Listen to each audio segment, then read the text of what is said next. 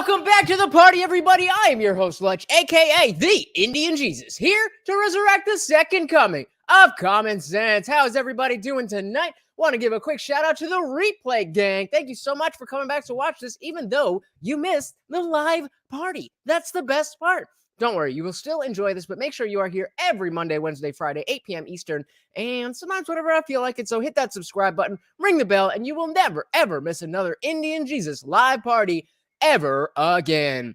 Before we jump in, I just want to give a big thank you to the sponsor of this stream, my6shirt.com. Whatever your persuasion, they've got something for you. And of course, it is the only place to get your very own The Indian Jesus official merch. Only at my6shirt.com. All right. Who we got in the building? The honkening. What is good? Welcome. Shout out to the early gang. So we're gonna have some fun tonight. I think it was 2 nights ago. Jimmy Dore was on Timcast IRL. And if that automatically doesn't pique your interest, the reason it piqued my interest was because you never, ever see anybody from the left willing to go on Timcast. Now, you guys know that I'm biased, and Tim Pool is my favorite pundit, commentator, whatever. But I do think that his platform is one that is very good for the types of conversations that could happen if more left-wing people, Democrats, progressives, whatever you want to call them, if they would come over. So I mean, he had like Vosh on once and Hunter Avalon, but they didn't really, nothing. But Jimmy Dore is a very well-known comedian. He used to work for the Young Turks, which they're about to get into. And let's I just wanted to go through some highlights. So we're not going to go through the whole thing. I got to go to bed early tonight, but let's jump right in. As always, guys, if you cannot hear the video, please do let me know so that I don't sit here looking like a moron. Did you get involved with the Young Turks? Oh, well, I had an hour's Comedy Central special called Citizen Jimmy, which was chosen Best of the Year by iTunes. Thank you very much. And the reason why I tell you that, because if I don't, nobody will. So they saw it. Somebody who worked there saw it. And when Cenk got his job at MSNBC, he was a host on MSNBC, they needed guest hosts. And so they called me in and they said, hey, you're a political comedian. You had a political comedy special. Would you like to host? Well, I was ready, right? Because I had been doing my live Jimmy Dore show it was called Pop and Politics back then, at the UCB Theater in Hollywood. And so I was doing video work and I knew how I had, so I was ready. Dan. So when they opened the door, I could walk through. And they told me, they said, I'll never forget. They said, don't read the comments because everybody's going to hate you. They only like Cenk. And when I did the show, everybody liked me, and they were like, "This is amazing. You should." And that's when they made me a regular host, and the rest is history. Did you ever ask? So, if you're not familiar, that's who Jimmy Dore is. Let's say a big hello to Dan Jensen in the building, making sure the show is running smooth. Thank you so much, brother. Glad you are here. Ask them why they named the organization after the genocidal Young Turks from the Armenian genocide. They basically created the Armenian genocide. Drag them further. Enver Pasha and them. Like, why? How does the Young Turks get away with that? Like, just never having to answer for that. Like, why are you called, like, you may as well just call yourself the Hitler Youth or something. Like, I did ask them. They said they were going to call it the Young Pedophiles, and I was like, "That's not a good." They'd be like calling it. So they settled with the genocidal organization. No, what I was told was which is the public story, that it means that you're a young, like a Turk, meaning a rebel. A young upstart. But that literally is a reference to the Young Turks. And yeah, so Honkin, I agree. I actually hadn't been I hadn't really been following Jimmy Dore until probably middle of last year, so not very long. And I like that he's just, like you're saying, he's very anti-establishment, and he just tries to tell the truth. It's very clear that there's no overarching agenda that he has, and I don't agree with him on a lot of things. But again, just like we talked about with Kyle Kalinske, and we talk a lot about with Destiny, is that when you understand where someone's position is, then you can see through their biases because you understand where they're coming from. Yeah, Anna is Armenian. Yep. I mean, how does that work? How does that work? Happens to be from Turkey, and then he did deny the genocide for a while. He doesn't anymore, but that's why that didn't look good. I'm sure they're very excited we're talking about this, so it gives them an opportunity to make shock content for their audience. I should have looked at that. I should have looked to see. There has to be some video from the Young Turks about this. I'm going to take a look at that one. All about like retribution and like making the swastika great again, you know, the wheel of life that the Nazis ripped off, but like calling it the Young Turks when they created the Armenian, I don't understand that, Cenk. Like here's what I think with the Young Turks. I think that you've got young. Hey, we got Kelly Green in the building. What is good? What is good? Welcome, brother. So glad you are here. We are checking out Jimmy Dore on Timcast IRL. People entering the political sphere with no experience. They don't know who Obama is. They don't know who Joe Biden is. And I mean that in the, not like they've obviously heard the names, but they don't know what they did. And this is a really great example of this is when we had Vosh on the show. I think you know who Vosh is. Mm-hmm. He said when I asked him like, don't you know about what Joe Biden did when he was in the Obama administration? I mean, from 2008 until 2016, he goes, I was in high school. I don't even know anything about that.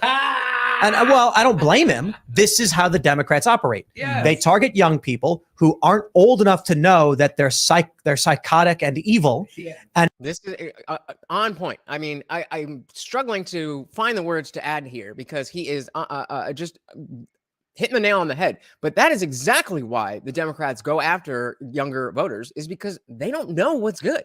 All of these people have been in office forever.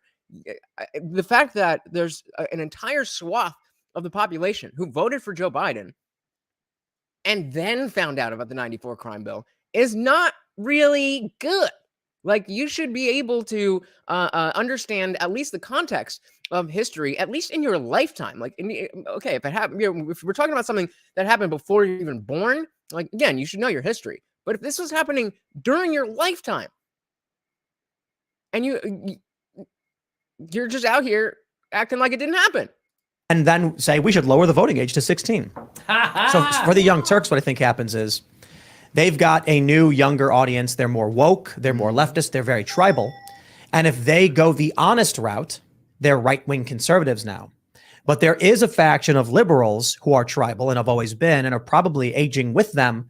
So I have to imagine there's a point where Cenk Uygur was sitting in his chair, sweating bullets, thinking to himself, this story's not true, but if I don't say it, we're going to lose all of our members. I have no choice but to say it. I think that is, well, I guess by this time he's numb to it. But for a while there, it had to be every single story, because I used to watch the Young Turks back in the day before I was really politically involved. So I didn't really know how to determine, like, are they good? Are they not good or whatever? But they were a reputable source in the eyes of most people. And, I don't know what it is. I don't know if it's audience capture. I don't know if it's the fact that politics has become pop culture and that it's about following trends and stuff like that. I don't know what it is, but I have never seen a bigger fall from grace than the Young Turks. And then he does. And that becomes his thing. And I have to imagine it's psychological torture, but he's trapped in that world now. I think that's why he's become so angry and so and screaming and yelling. Of course! Because he knows he has to lie to people. There's no way a person who runs a business like he does, who reads the news like he does, is unaware that he's lying. Because if you take 10 seconds, like I'll give you the example. Donald Trump called white supremacists very fine people. Never happened.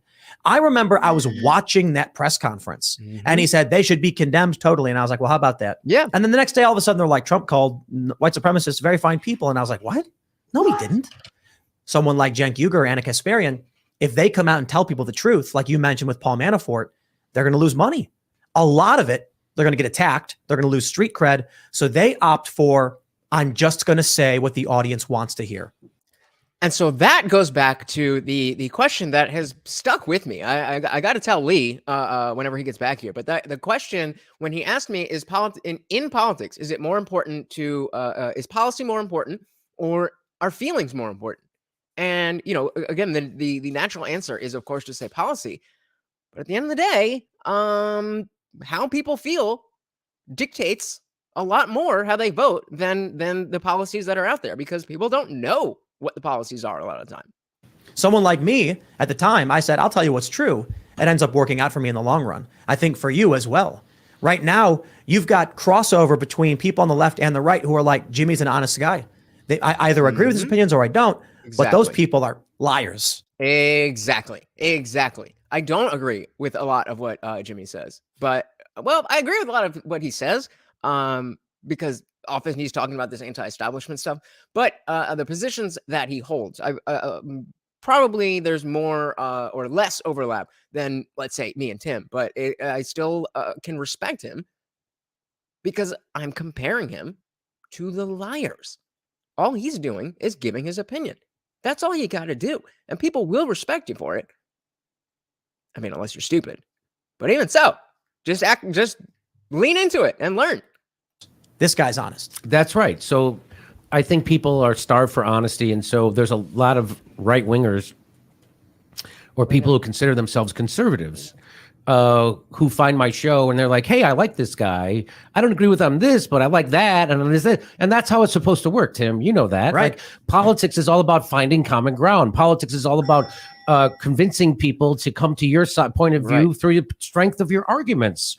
And again, the strength of your argument can be, I mean, it should be based on the merits and the logic and the rationality of this policy is better than that.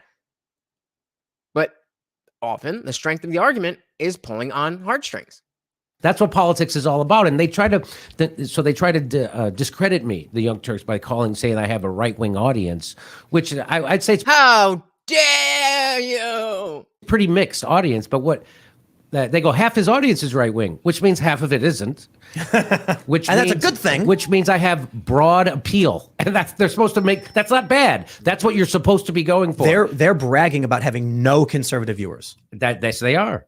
And so how are you going to turn anybody? So I get comments all the time also that I used to think this about that, and now I don't because of Jimmy. I used to think this, but now watching him, I think this. And so I've turned people's opinions on things, which is what you're supposed to do, which is what I want to do with this show, right? I've got a lot of messages from people saying that I've convinced them to oppose the death penalty because of my stance on me it. too. I did it to Cenk on air. Nice. So that's Did you get him to support it or oppose it? My proudest. All right, let's do a poll for that one. I'm interested to see what you guys think. We'll just say death penalty, yay or nay. Moment. I swear to God, one of mine. If you can look it up, it's still on YouTube. We're doing some panel and we're talking about the death penalty, and I just very calmly I started to question him about why you for the death penalty and why it's wrong, and he was all about it's okay if they get it right, but if they get it wrong, then it's bad. So he's against it because they get it wrong, and I had to tell him no, just the idea is wrong. Yeah. That violence doesn't solve violence. Violence creates more violence, and I actually don't agree with that. I'm against the death penalty, but more because of what Cenk said. So if we're talking about a time period in which Jimmy Dore and Cenk were sitting at the same table, then we're probably talking about a little while ago. But I agree. I don't necessarily think that it's the case that you can't do something that would surrender your right to be a part of society, and then brings in the question of is being held in a 8x4 cell for the rest of your life, 23 hours a day, is that any less cruel? And I don't think it is, but the main thing is I don't trust the government to be able to make those decisions. So Jimmy's here saying, and what do we got here? So we have so far 67% of you are against the death penalty.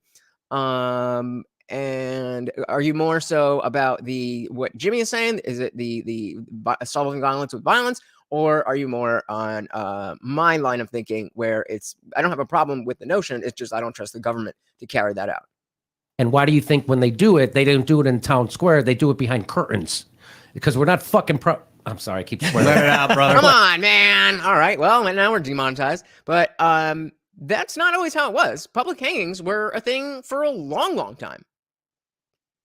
So I'm not sure what his point was there. I'm not effing. They used to do it publicly. Yeah, but they stopped, right? And so Phil Donahue, another guy, used to advocate for doing executions in public, and they made him think he was crazy. And the reason why he said that was because we want to see what we're doing. You want to see what we're actually doing? Let's take a look at it and let's deal with it. Yeah. And then either we keep doing it or we don't, but let's challenge ourselves. Let's not do it in the dark. Let's not have justice. That's not how you serve justice, in the dark behind a curtain. Let's talk about what it even means to be left and right. This is funny. So before we get into that, Hawking has here, I don't agree with it because they'll make mistakes. There's a list of people exonerated after getting the death penalty on Wikipedia. 100%. That's exactly what I mean. I don't think that it is inherently wrong. If you do, typically it's murder type stuff. But if you've done that, I don't think it is wrong inherently for the sentence for that to be your life taken. Again, because of this list, is better than 100 guilty men go free than one innocent man executed. There's a meme. It said, or it's a Twitter post that went viral. People screenshot it. If you are on the left, and they describe you as a lefty, and you deviate on leftist economic policy, I don't care. That's fine. Okay, whatever. If you deviate in terms of woke ideology, now you're a right winger. It's funny though, because thinking about that, if you're on the right and you lie, you're a liar. Or I should say this, if you lie online, conservatives will call you a liar. Mm-hmm. If you are on the internet and you are conservative, they will call you a conservative. If you are on the internet and you're a leftist, they will call you a leftist. If you deviate from those opinions, they'll say, hey, your opinion changed. On the left, they'll just say you're right wing, you're right wing, you're right wing, unless you agree with us on the tribal ideological issue. But if you could claim to be, so before he goes on in that, that's obviously that's the case, and that's a lot of what we talk about is the level of tribalism between the sides. There absolutely is tribalism on the right. There absolutely is people who are gung ho, just anything Republican, I'm going for it. It's just the degree to which that occurs, I don't think is as much. And then the degree to which people on the left are in that, cross that threshold of you're with me or you're against me. I just think it's way, way, way lower. You don't have to be super, super, super into politics to be on the left and think anybody who disagrees with you is an evil person. Whereas if you're on the right, if you're conservative, to really think people are evil, you kind of really got to be in the weeds. It's usually with porridge, as we call it on this channel, shishmarshin. But other than that, you don't really see a lot of, you definitely don't see a lot of politically motivated violence. And you also just don't see a lot of that vitriol on Twitter or any of that stuff. And I mean, not that you don't see it, but I'm just saying you don't see it as much. So let's back. Changed. On the left, they'll just say you're right wing, you're right wing, you're right wing, unless you agree with us on the tribal ideological issue. But if you could claim to be pro BLM, you could claim to be in support of trans kids and all that stuff, but question universal health care, and they have no problem with that. Hey, we got no freedoms in the building. What is good? What is good? Says I have to DIE because of women be lying now. Well, if that's the case, can I get eaten by a killer whale? I don't know what you're talking about, but you can do whatever you like, brother. Glad you're here. Glad you're here. Always glad to see you. Oh, and we got Divine and Rod. What is good? What is good? Sponsor of the previous stream. Thank you so much for coming by. What does Divine and Rod say? Guilt of violence crimes, murder, or pay, beyond a shadow of a doubt. Against the wall, better yet, hand them over to the victim's family. Let them have it. Televise it to drop the crime rate. I don't necessarily know if I agree with all of that, but the notion, like the underlying sentiment that we want to have a strong deterrent for these things, and I don't think we need to be queasy about saying if you've done these types of things, you need to pay a proportionate price. I think that's, again, I don't know about letting the victim's family do it because that could get that could get squirrely. But I definitely agree with your overall sentiment. Welcome to the party, brother. Welcome. So I interviewed, I don't know if you know, but a big watershed moment at my show was I interviewed a Boogaloo boy. And now people don't know anything about the Boogaloo boy. Either did I. That's why I interviewed him. So I don't know much about the Boogaloo boys either. From what I understand, they are a group similar to like the Proud Boys, and they're basically an insular group where they focus on whatever issues they're focused on, but they also have a very big presence in carrying that message out and being I don't want to say fascistic, but I'm going to say it, fascistic in the way that they are willing to implement things. But I could be talking right out of my tuchus. I have no idea.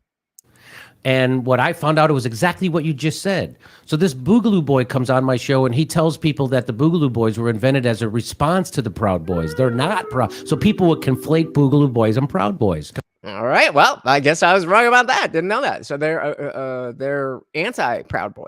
As the media lies. And that's right. And so the Boogaloo boys were actually people who were seeking common ground. They were pro-Black Lives Matter. They were anti-war. They were anti-cop.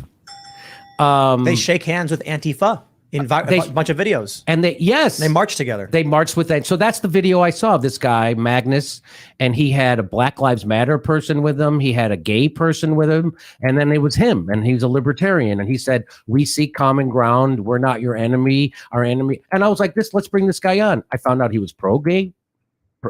They provided security for the Black Lives Matter protests. So they're pro-Black Lives Matter, pro-LGBTQ. They're anti-war, anti-cop. What else do you guys?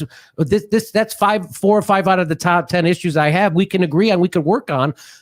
So that's very interesting. I would love to learn a little bit more about that because I'm not sure still where politically, like on the political compass, they would fall, but. I just assumed that they were, a little militia group and they, were doing their thing and whatever. They demonized me. Like, you can't do that. That guy's this, he's that. And I'm like, so I had a guy come on after I interviewed him from the World Socialist website. And he's supposed to be a union organizer. His name is Jerry something. And I can't remember his last name. And you never heard of it anyway, because this guy's never accomplished a goddamn thing in his life. And he came on and he started to rip me for interviewing that guy. And I go, Jerry, what's your message to that guy? This guy's being affected by the economic crushing from COVID, just like everybody else. This is why we don't see leftists, left-wing progressive people on this show. Because that whole community, that whole side of the aisle is so ingrained in this idea that platforming somebody, having conversations is with somebody you disagree with is inherently a bad thing. The idea of reaching across the aisle, the ideas of shaking hands with your enemies, where did that go? The Democrats, they used to be the party of tolerance. They used to be the ones that, can't we all just get along and da-da-da-da. What happened to that? Your message? Don't you have a message to recruit them? Because if you don't have a message, the Nazis are going to have a message. We got to have a message. And he goes, I don't have a message for that guy. And I'm like, well, that's why nobody ever heard of you.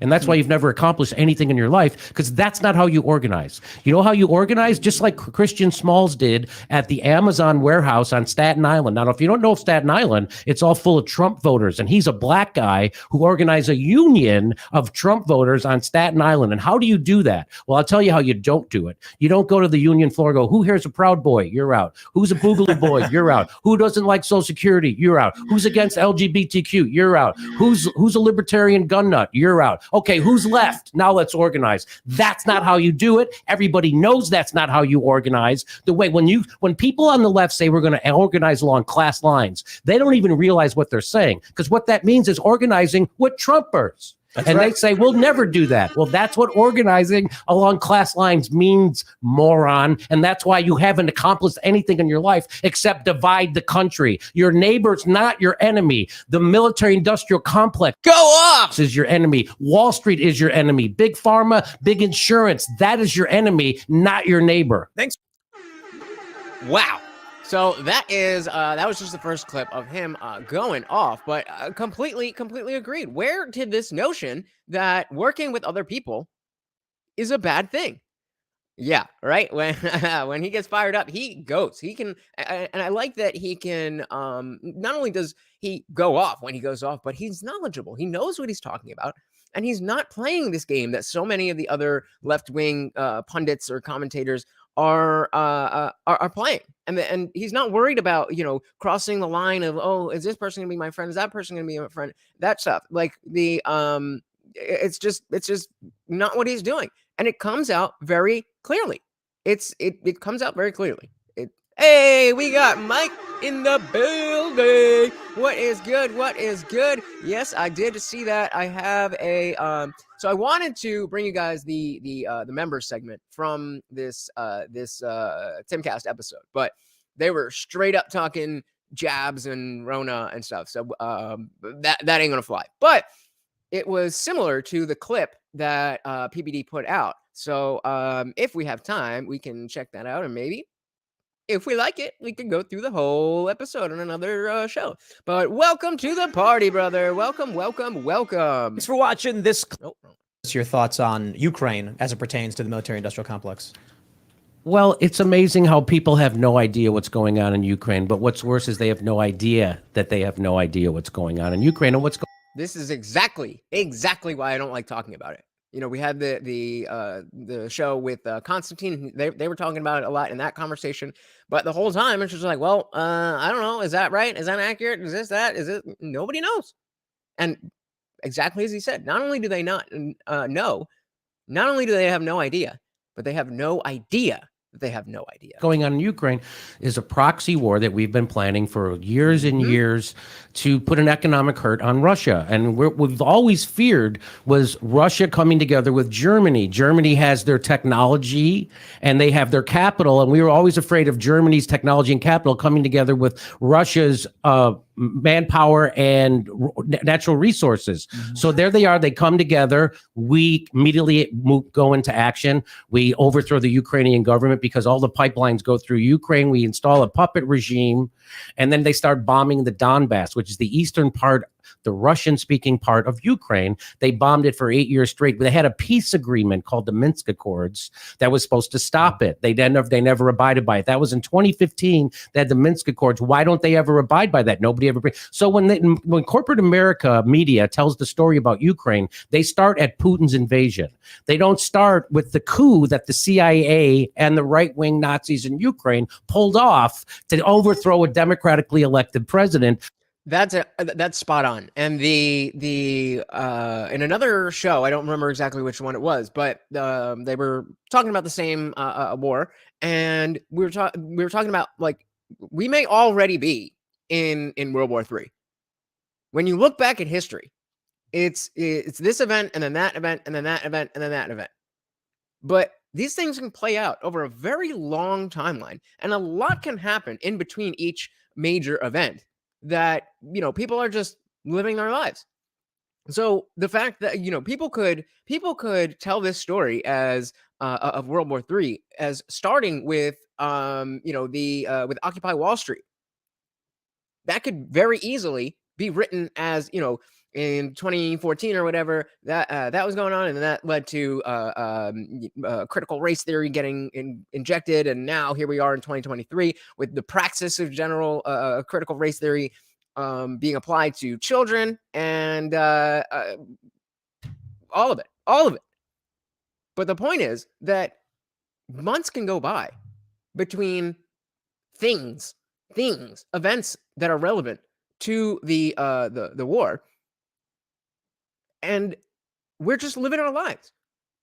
People tell stories about how, again, to bring up World War II, where the Civil War, where, especially because there wasn't, the same kind of communication with radio and we just had newspapers, that sometimes people didn't even know that there was a war going on over here, and they were just living their lives.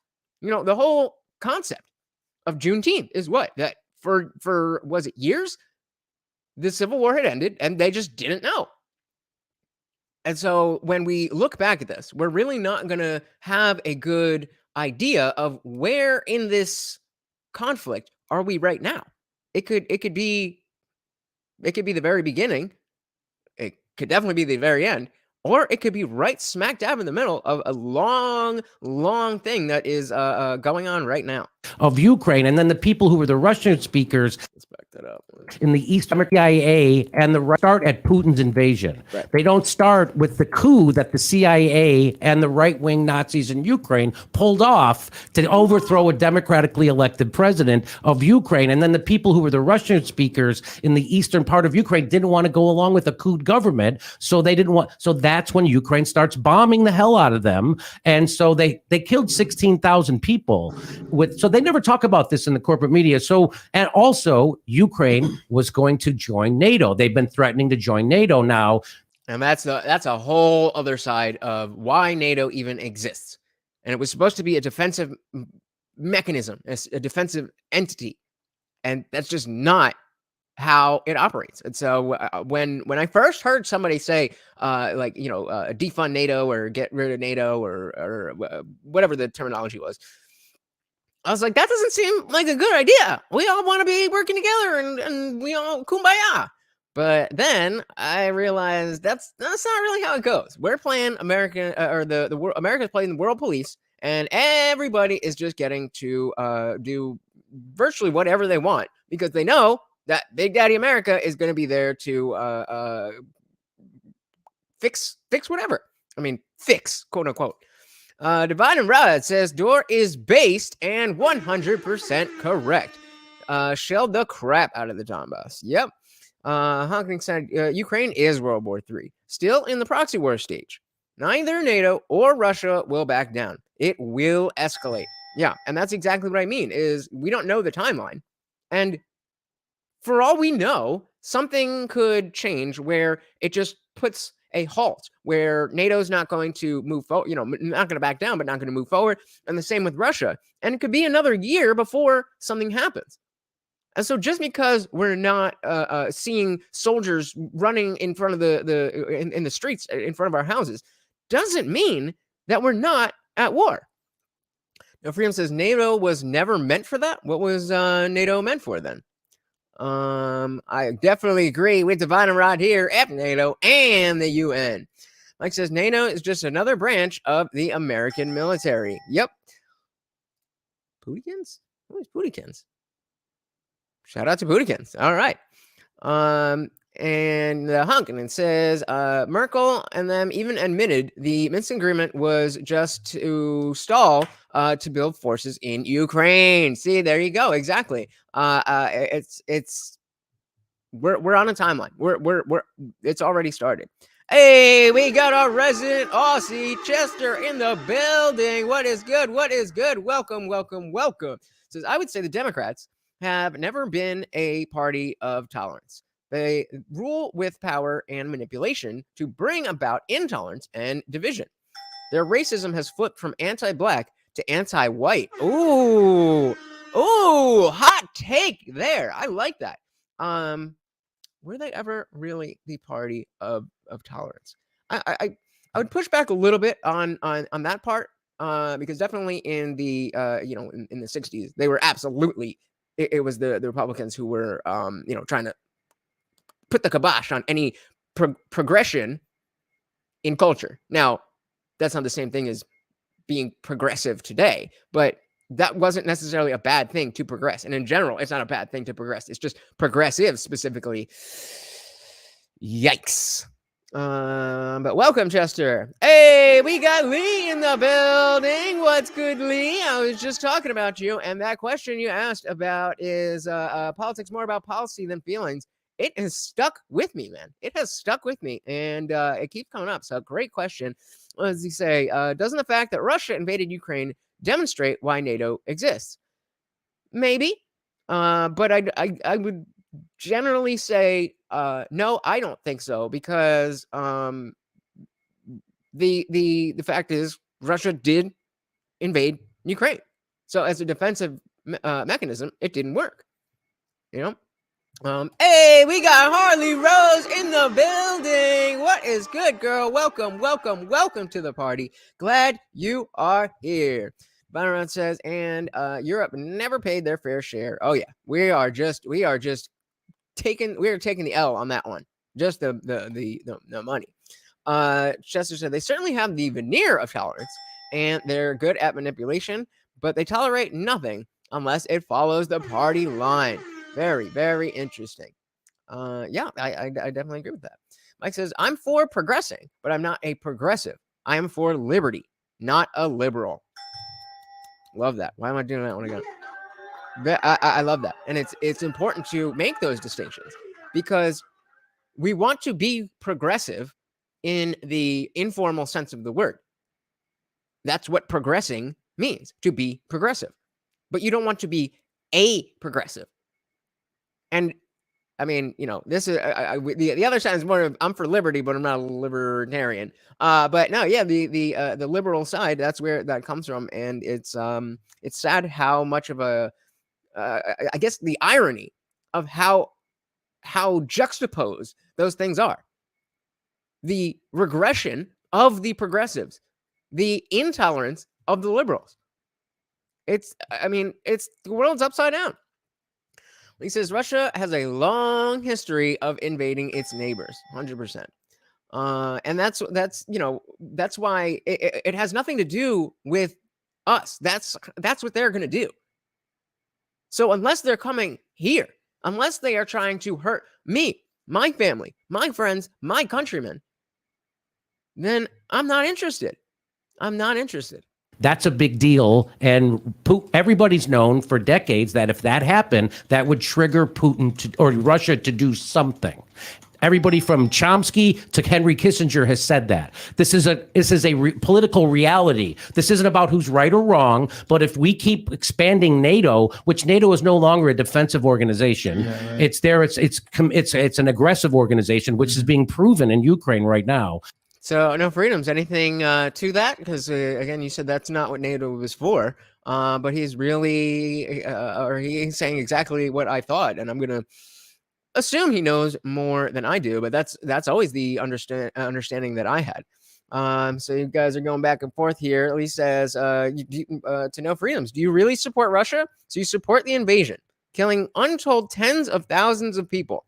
Are you insane? Well, he says, well, I no longer know what it means to be sane or insane since we care more about women than children. What? Secondly, I don't care if that happens all the time. Well, then, why are you support? What is it to support if you don't care? Harley says, NATO was formed after World War II to secure peace in Europe. It was also to counter the Soviet Union at the time. So Are you saying there was an aspect of this aggressor piece that was built into it? That's what it sounds like you're saying. I don't know any better, so let me know. And Byron Rod says they invaded because we wouldn't stop pushing arms east. Everyone knew this would happen. It was, like I said, I don't get into this foreign war stuff at all because, again, I just don't know how anybody gets good information. But even I knew. Even I was like, that's not good. Let's stop sending them money. Let's stop sending them weapons. Because especially if we're not going to back that up with our own men, then first of all, we're just prolonging the conflict. Secondly, Russia, to quote Kamala Harris, Russia is a big country, okay? And Ukraine is a smaller country, okay? So what exactly do we think is going to happen? It's further escalation, and I guarantee you, it's going to end up with at least a small number of American boots on the ground in Ukraine, and I'm not for it. I am not for it. And so when we let Germany unify, they made a promise to the Russians that we wouldn't expand NATO. They've expanded NATO like crazy, all the way up to their border now with the Ukraine. And so that is triggering. We wouldn't let Mexico join a military pact with China, right? And then China starts putting bases in Mexico. We wouldn't let that happen. Yeah. And just to be clear, I was agreeing with Jimmy, not buzzing you. I do agree with you there. But yeah, I was just agreeing that we would not allow China or Russia to put bases in Mexico. That would not be allowed. And I would be in favor of pushing back against that. But why? Why? What do we need to be over there for? He says, we have military bases all over the world to ensure global trade can function. Who do you think protects the trade route? World police, of course. Yep. Fantastic. So let's hear it in full. Let's back it up. Mexico to the Russians that we wouldn't expand NATO. They've expanded NATO like crazy, all the way up to their border now with Ukraine. Yeah. And so that is triggering. We wouldn't let Mexico join a military pact with China, right? And then China starts putting bases in Mexico. We wouldn't let that happen. Yeah, and like that's what we're doing in Ukraine, plus a lot of other things. And this is about so we can sell liquefied natural gas, among other things, to Europe. Russia provided 40% of the energy to Europe before the Ukraine war, and now the United States wants part of that, and that's what this is all about. So Harley says it was to help deter Soviet expansion. It also played an important role in the Cold War. However, now the Soviet Union is gone. I mean, it's gone now, but isn't that what Putin is doing? Is trying to reclaim all of that territory and bring glory back to the Soviet Union and restore the USSR? Isn't that what his whole thing is? And that is a genuine question because, again, I do not know about this stuff. But thank you, Harley. Always getting the fact check. You're the resident fact checker. You are great at that. Divine Red says China's a paper dragon. They're the biggest importer of food. Their skill level has dropped and zero innovation. Interesting. I don't necessarily think, and again, this is not my area, but I don't think that it's the military capabilities of China that we really worry about as much as their economic influence. Can anybody what's the word I'm looking for? Oh man, back that up. You know what I mean? Can anyone back that up or tell me if that's correct? As I understand it, it's not the military capabilities. It's the economic control that they have. Lee says not everyone believes Russia invaded because of NATO. People who know a hell of a lot more about geopolitics than Jimmy Dore. And again, I'm just taking what I get. Mike says, the government takes my money and tells me it's for my own good and the good of my neighbors, then gives it to another country. That's the government for you. Van Rad said, can I say that? What's a good one for that? The Nord Stream pipeline. Let that sink in. Yeah, this is war, guys. This is war. We are at war. He says Russia has a history of invading its neighbors, and that goes back far before NATO existed. I mean, to be fair, the entire world has a history of invading its neighbors. That is how we got around the entire world. I'm not saying that is, that it makes it okay, but that's how humans act. So No Freedom says the China military power is strong AF. Their defensive powers are strong. Hey, good for them. If their defensive powers are strong, then good for them. Good for them. I'm worried about, if I need to be worried about, their offensive powers. We can sell more, and now the United States wants part of that, and that's what this is all about. So we can sell more, and we're right now selling more liquefied natural gas to Europe, and that's why we blew up the Nord Stream pipeline, which nobody will cover, and we blew it up, and they're bragging about what a great opportunity this is. Of course we did that, and why Germany will go along with this. Merkel wouldn't go along with that. She pushed on and she built the Nord Stream pipelines. Mm-hmm. But now whoever their political class are just puppets. And that's what Putin keeps saying. Why is Europe going along with the imperialism of the United States and NATO, which is exactly what this is? So people don't know that's what this is. They think that all of a sudden Putin woke up one morning and decided to invade Ukraine and be a jerk. And that's not what's happening. In fact, he's the one who's been pushing for peace talks. And there was a peace agreement in March NATO sabotaged it because they don't want a peace agreement. They want to put an economic hurt on Russia, and they don't care how many Ukrainians get slaughtered to do it. The Ukrainians are just cannon fodder for an economic war pushed by the West and NATO. Go ahead. That again, spot on, that we don't have the reason that we are sending money and weapons and eventually people over there is not going to be about the sanctity of Ukraine and the Ukrainian people and, you know, some little girl living in Ukraine and she just wants democracy and That's not what it is. That's not what it is. The entire, you know, Ukraine is in Biden's pocket and he wants to protect that, among a million of other things that you know, I may never know. We may never know. It's not about helping people. It's not about saving lives. It's about sacrificing lives for money. Driver said, even with hypersonic weapons, a particle weapon negates that type of weapons platform. What? Interesting. Okay. You're familiar with the Qatar-Turkey pipeline? Yeah. The Qatar-Turkey pipeline. I'm not familiar with that. That's what the Syrian war is about. It's all interconnected. And I always phrase it this way because, you know, I'm the milquetoast fence sitter guy. I'll say, you know, the United States wanted to build a pipeline through Syria, through Turkey, into Europe to offset the Gazprom natural gas monopoly. And then Syria said, no, our ally Russia would not appreciate it if we allowed you to compete with them and it would hurt their, you know, hurt them economically. So Syria, Russia, Iran, they wanted to build an alternate pipeline that would tap the same gas field and send it up through Iraq and Turkey into Ukraine, into Europe, which would give Russia more control. And then I guess the United States just got really lucky. Somehow Syria fell into civil war. Yes. And of course we opposed Bashar al-Assad because of all the awful things he did. Arab and then, Spring, baby. That was the Arab Spring. And this is why I like Tim, because he has been to these areas. He has gone and reported on the ground in these places.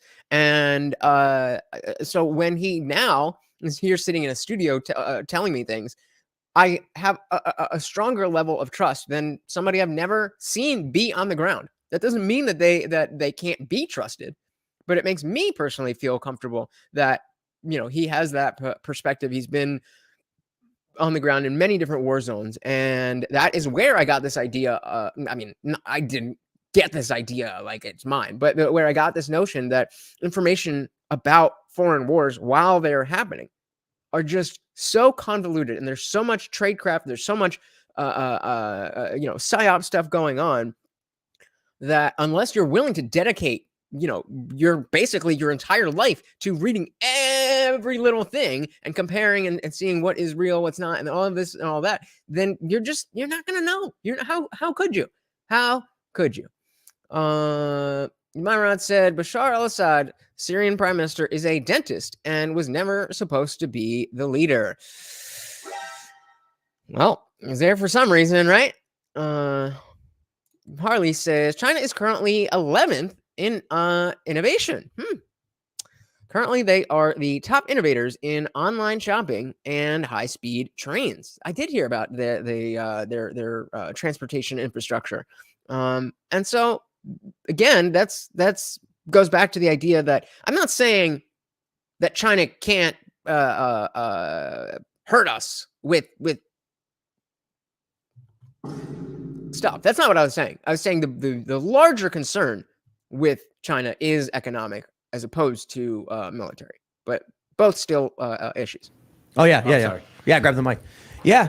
So I mean, look, I don't trust it. Under Obama, ISIS is expanding rapidly, and we were funding them in Syria. You know that. Dude, well, we killed the Ba'ath Party and created them. It's air quote funding, right? We see these guys driving around in this truck. It wasn't ISIS; it was some other group, and it's like a truck from Detroit with some guy's phone number on it.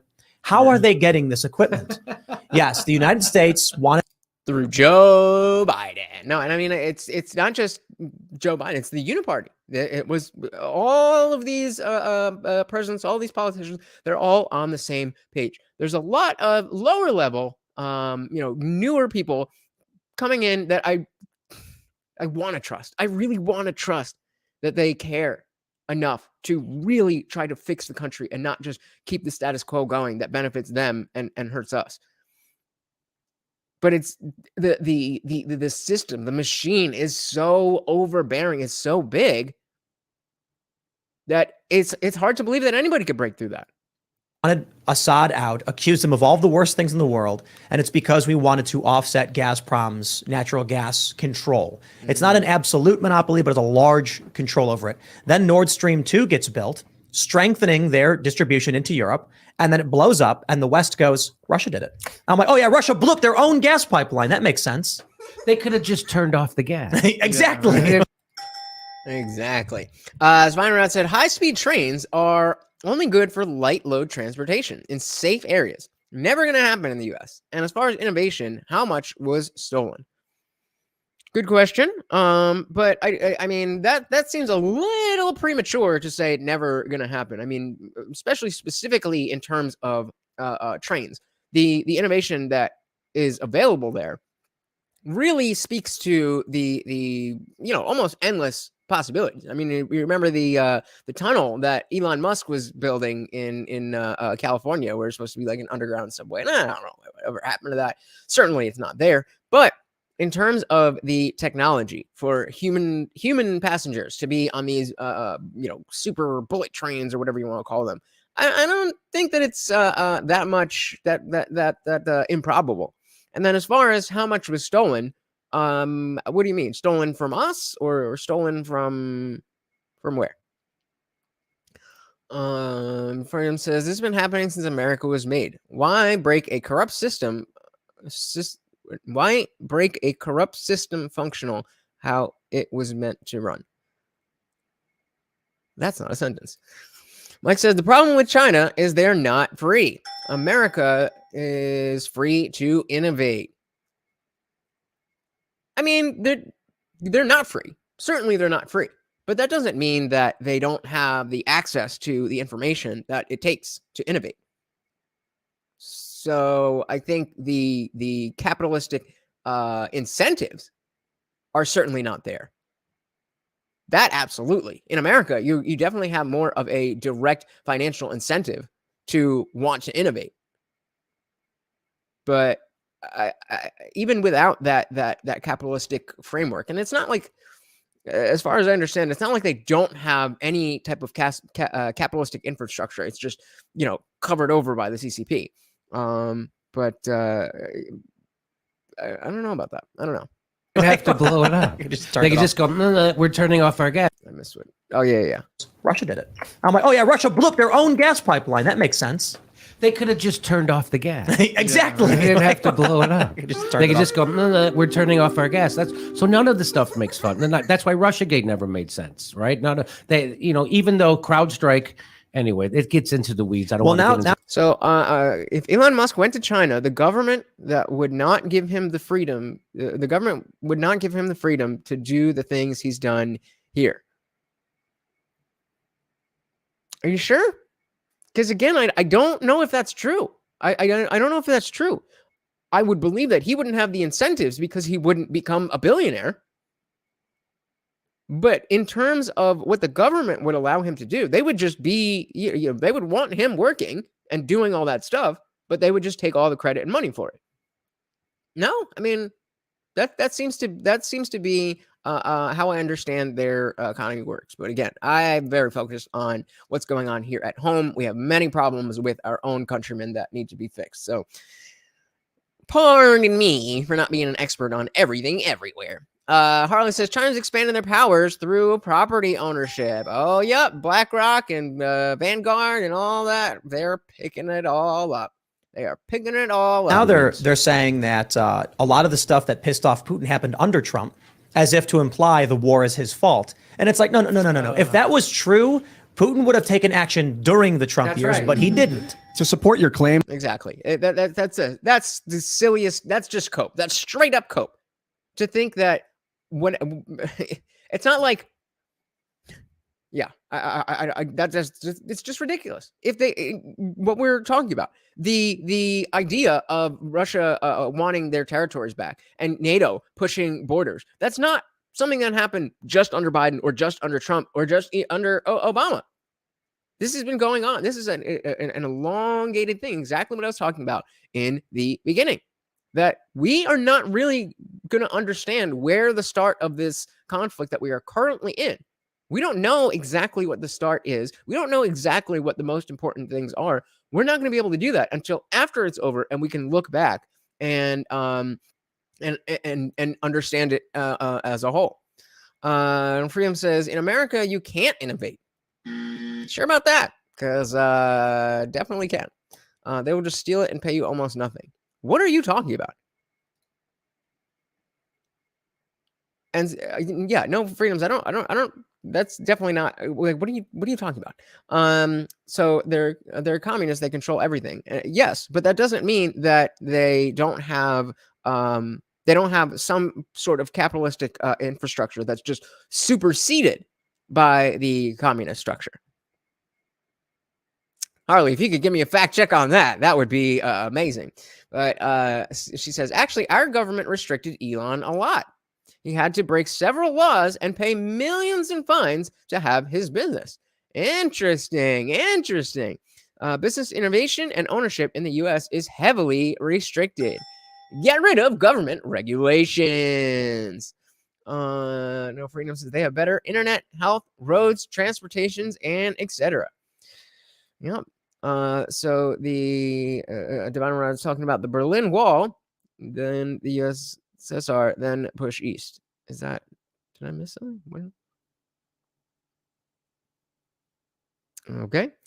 That NATO is an offensive pact because it was supposed to be a defensive pact. Any country that gets invaded, all the other ones will defend. But it's like a I told you. I knew what I knew. Power rush, if you've ever played StarCraft or Warcraft, where you go as close to their base as you can, and then you start to build defensive towers all around their base. Okay. So if they try and leave their base, they get attacked by your defensive towers. So that's what we've done, is we've created an area of defensive outposts all around their land. Defensive outposts. What I think is happening is that the Russians, after the Soviet Union fell, the oligarchs split it up so that the Russians didn't have access to the Black Sea. They didn't want them to have Mediterranean access because they didn't want to be a global hegemon economically. And now Putin's trying to take Sevastopol, Crimea, through annexation and force. He wants the Eastern Donbass. I don't know why it's not more plaintive.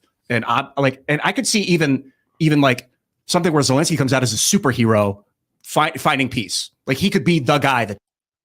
How would that happen though? What I mean, again, genuine question.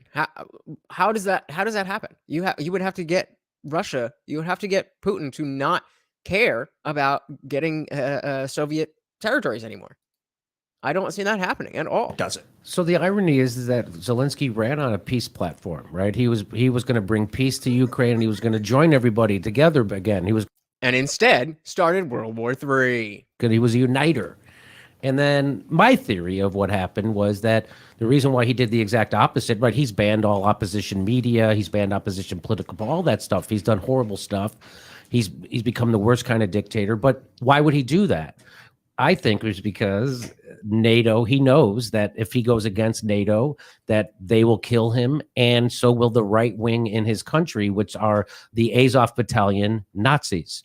Those people love it. I mean, I watch. And they're real Nazis. They are swastika tattooed on them, Iron Cross Nazis. Not the liberal version of, you don't agree with me, so you're a Nazi. No, these are real, actual Nazis. Videos of these guys talking about how they love fighting and killing, and that these guys are the real deal Nazis. And they're, I'm not saying that the majority of people in Ukraine are Nazis. I'm saying a big controlling factor of their military and their politics are right-wing Nazis. And that's what's going on over there. And people don't know it. So they would threaten to kill Zelenskyy. And that's why Zelensky's doing all this crazy stuff, because he's got no option. What else is he going to do? So he became a good boy, meaning that he's going along. Now he's going to cut up his country and give it to BlackRock and all those people. And you saw that. Just as I think it was Harley who was bringing that up. And that's ironic. Somewhat, because this is politics, but it's so ironic that you run on a platform of peace and literally started World War III. I mean, it's not fair to just put it all on Zelenskyy, but he certainly didn't he certainly didn't help things. So he says this is a great economic that everything. It's always about money. These wars are always about, these are economic wars. The thing with China is an economic war. The thing with Ukraine is an economic war. Libya was an economic war. He was trying to create a currency for Africa. You know that. And so anyway, go ahead. We have a reporter, Alad Eliyahu. I think he was the one telling us about this because he's gone down to cover a lot of these pro-Ukraine events. Yeah. And he says these people will wave the Azov flag. They will wave overt Nazi symbols. It's not like they're waving swastikas or anything, but there's but they may not be waving swastika flags. They just got it tattooed on their chest like Derek from American History X. Mike says the Republicans in the United States are Nazis, and the real Nazis in Ukraine are freedom fighters. I'm going to assume you're being sarcastic there. comparable or related symbols that they will wave around, and they don't care.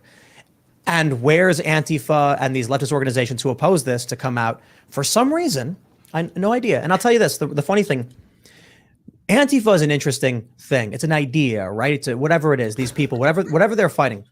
I'll tell you. An idea that turned into a real group of people who have values and will violently push those values on the entire society. It's an idea, though. They're not fighting as pro-Azov, pro-Nazi protesters, but they have beaten up guys who opposed restrictions and lockdowns, and they have shown up to attack people who are holding a free speech event. In DC, they were having an anti-big tech censorship rally. So real quick, guys, as as the chat is getting more populated and you guys are having conversations among yourselves, which I love. I love that. It's just getting a little bit more difficult for me. So what I'm going to do is I'm going to star comments as they come in, and then when we find a good stopping place, we'll come back to them. You have protesters opposing corporate power, multinational corporations. Antifa shows up and attacks people. You had a small handful of people outside of a hospital protesting the lockdown measures they had put in place. Antifa shows up and starts beating up people. Then you have pro-Azov protesters celebrating this Nazi group, and they're nowhere to be found. Makes you wonder about their real goals. And if it's even real Antifa, could be a false flag. Someone's like, I'm Antifa, let's do some damage. But they claim that. They say anyone can be, so that's on them. So the Divine Route said Gaddafi was based, shouldn't have challenged the petrodollar. I mean, certainly I don't understand why we needed to take him out. Like, that doesn't, I'm not saying that he was a good guy. I'm not saying that he was, was the bastion of democracy and all of that. But clearly, because that's, is that Syria or Libya? Or it doesn't matter. They're both failed states now because, and if you guys haven't seen, actually, let's hold on. I gotta show you this. If you have not seen Hillary Clinton, how do you spell Gaddafi? I have it here. Gaddafi. There we go.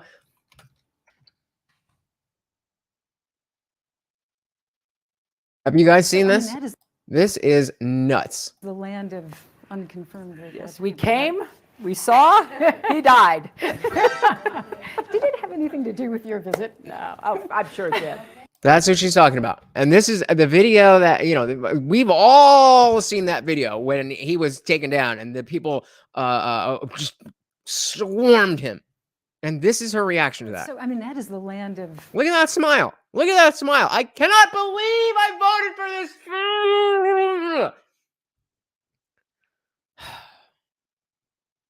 Okay. Unconfirmed. Yes, we came, we saw, he died. We came, we saw, we died. What an evil, evil, evil, evil, evil, evil woman. Divine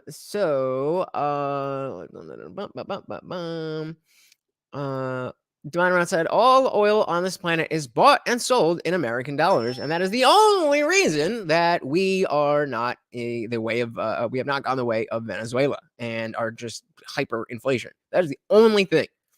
Divine Round goes on to say she should be publicly slapped in the mouth for that. There's a lot of things.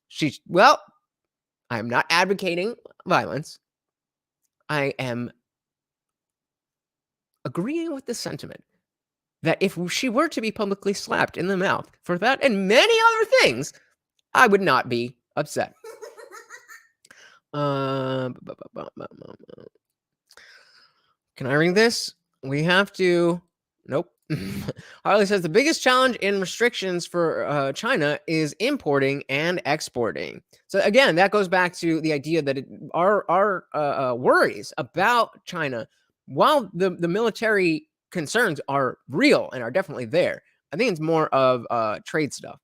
And then, going back to the idea that the Cold War was, in fact, an economic an economic war as opposed to a direct arms race. And again, it's not one or the other, but that's all. That's all how it comes together. And so I'm talking about like at the end of whatever conflict, we can go back and better understand the series of events, what mattered, what caused this, what caused that. This happened, but it didn't really, so on and so forth. No, I can't. No freedoms. I'm not saying that. That's their idea. Whenever I see Antifa doing it, I can't say destroy and then in the next word say everyone. So, hey, we got indie film in the building. What is good? What is good? Welcome to the party. So didn't she say, couldn't we just drone Edward Snowden? She really said that? That's not even that surprising. What an awful, awful, awful person. And this is why I am so dead set on protecting the sanctity of my vote. When it comes to me casting a vote, and I encourage all of you to at least consider my position,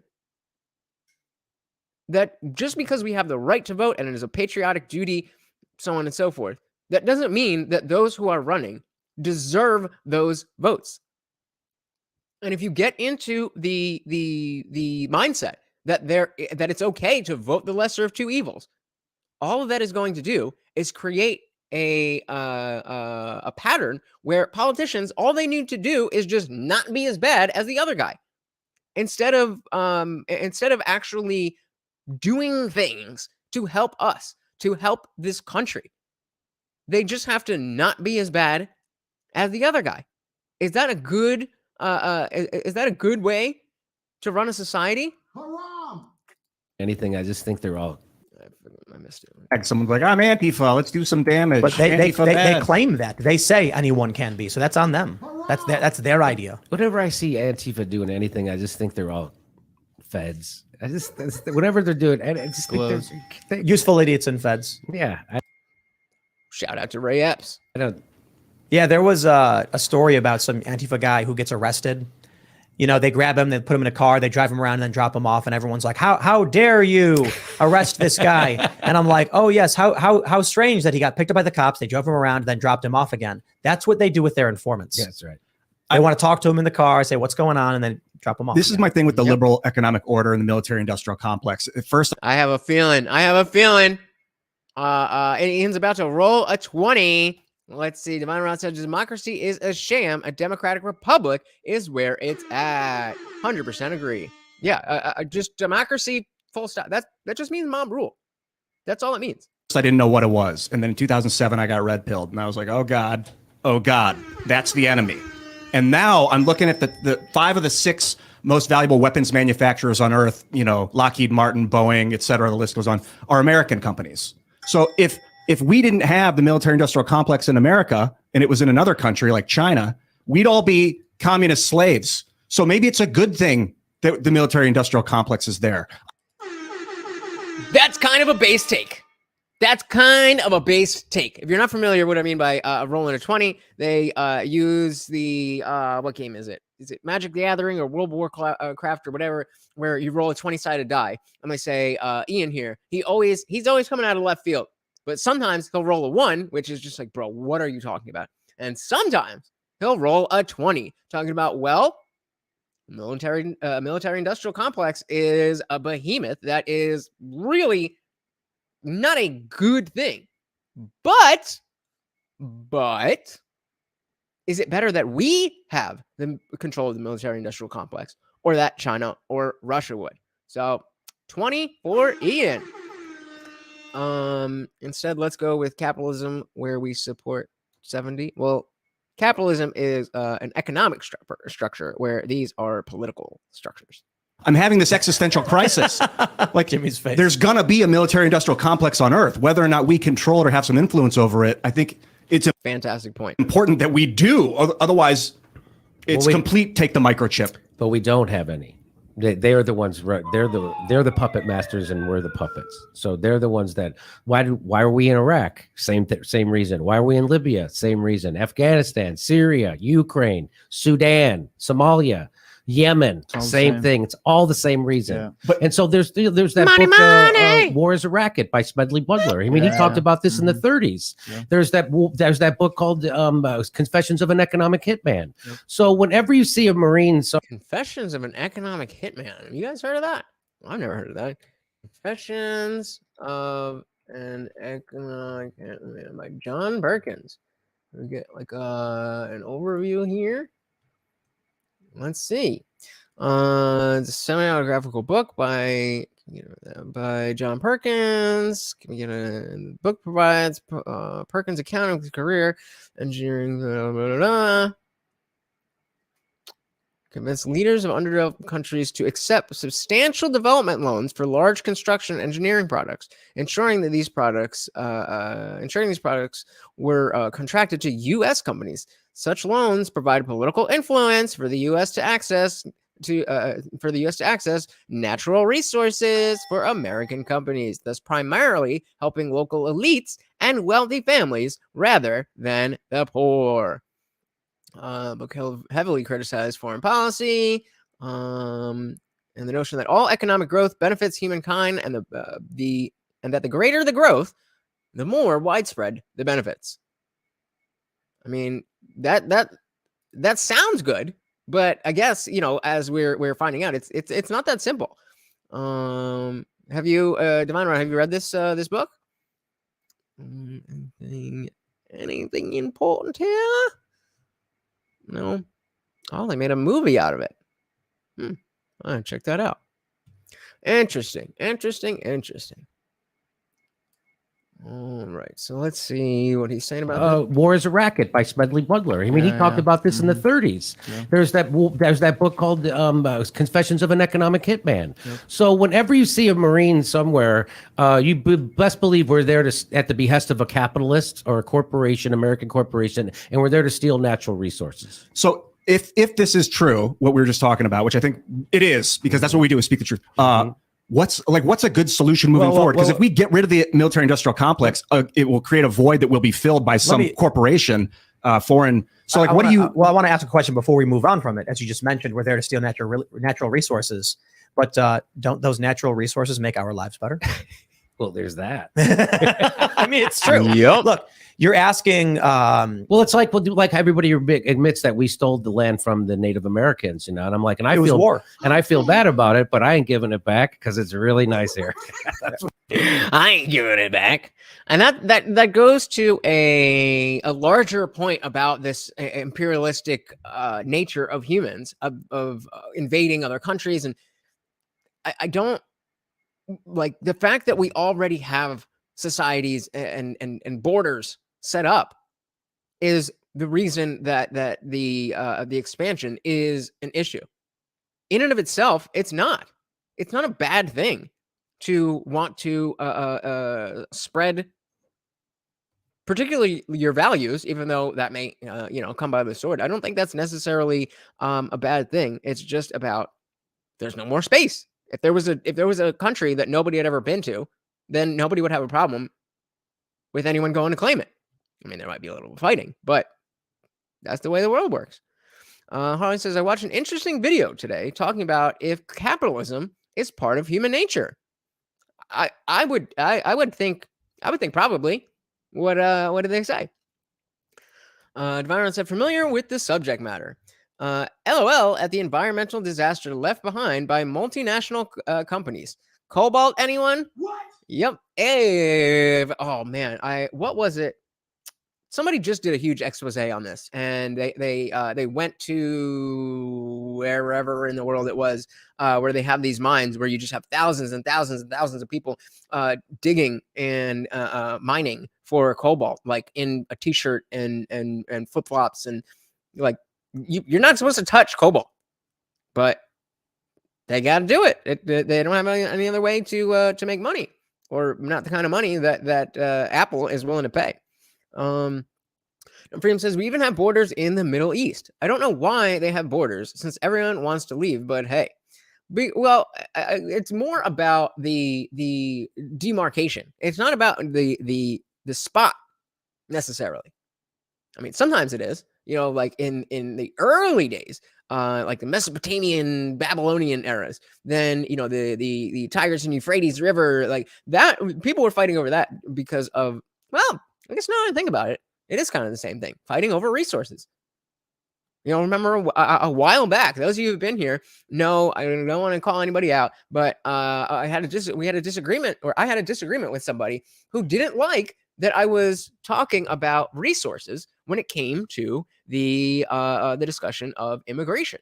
And we were talking about illegal immigration versus legal immigration. But I was saying, at the end of the day, there's only so much stuff. There are only so many resources here. And there's so many Americans that are not getting American resources. So it makes sense to me if we were to put a pause on all immigration. And that is coming from a first-generation American who would not live in this country if America didn't accept my parents as immigrants.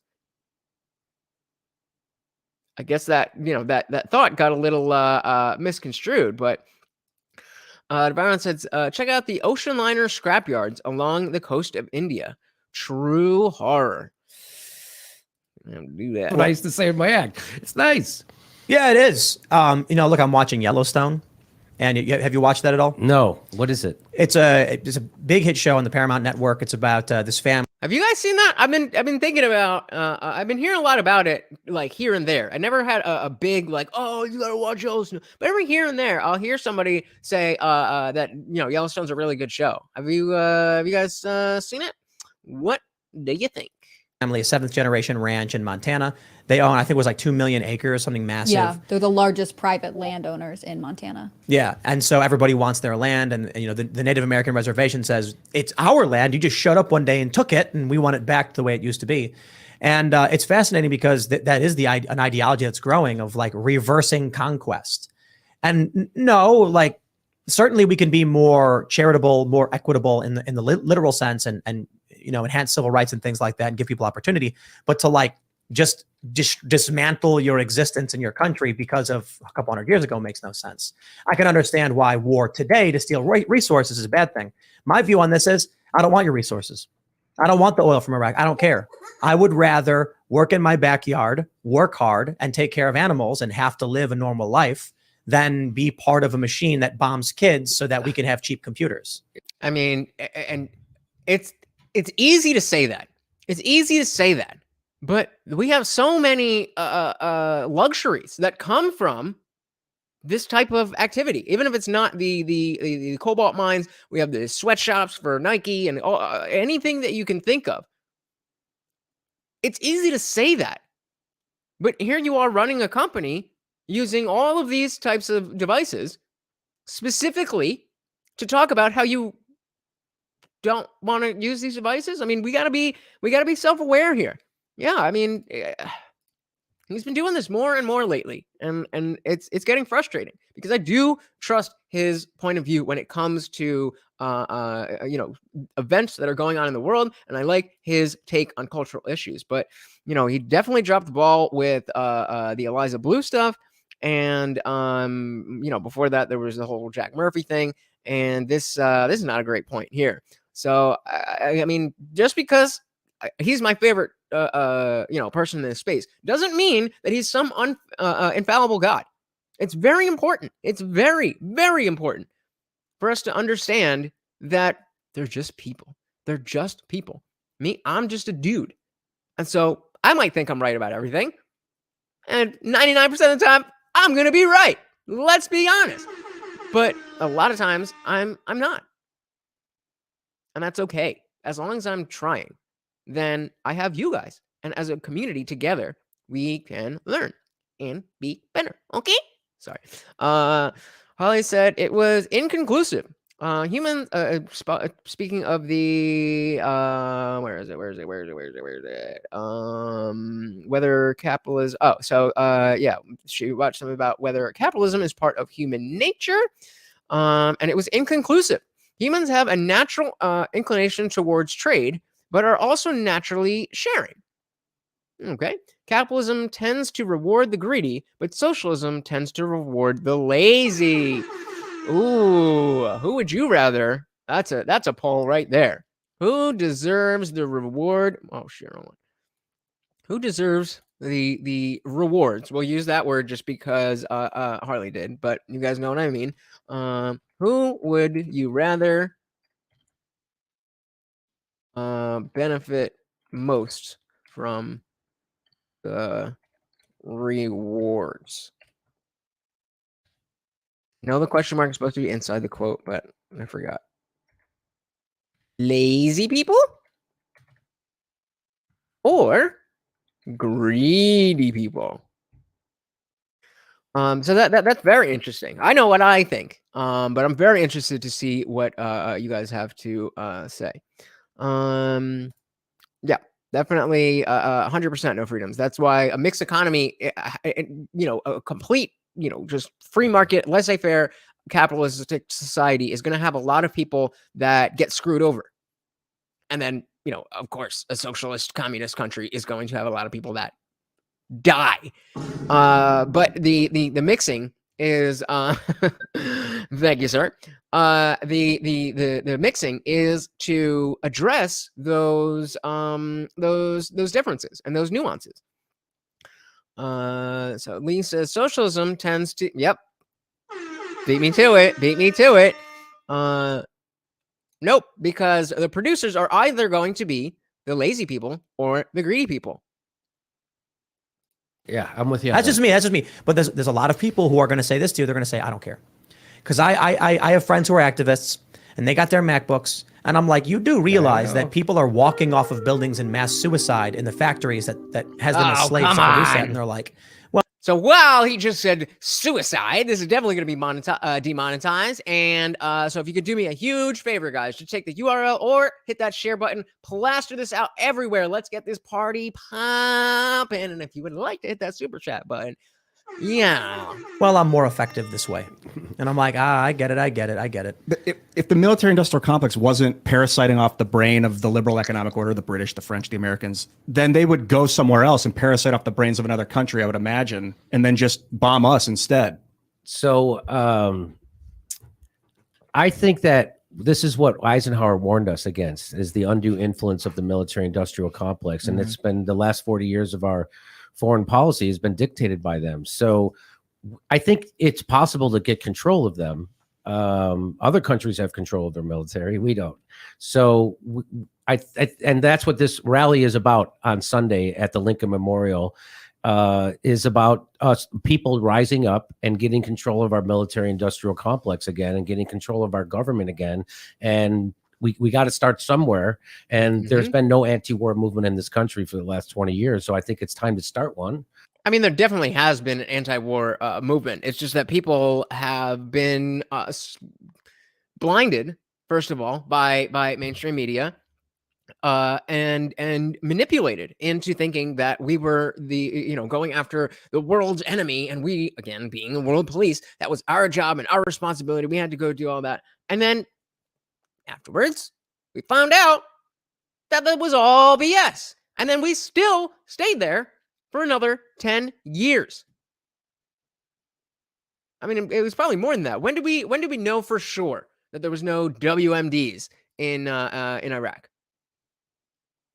Certainly was long before 2020 or 2021, whenever we got out. And that is not okay.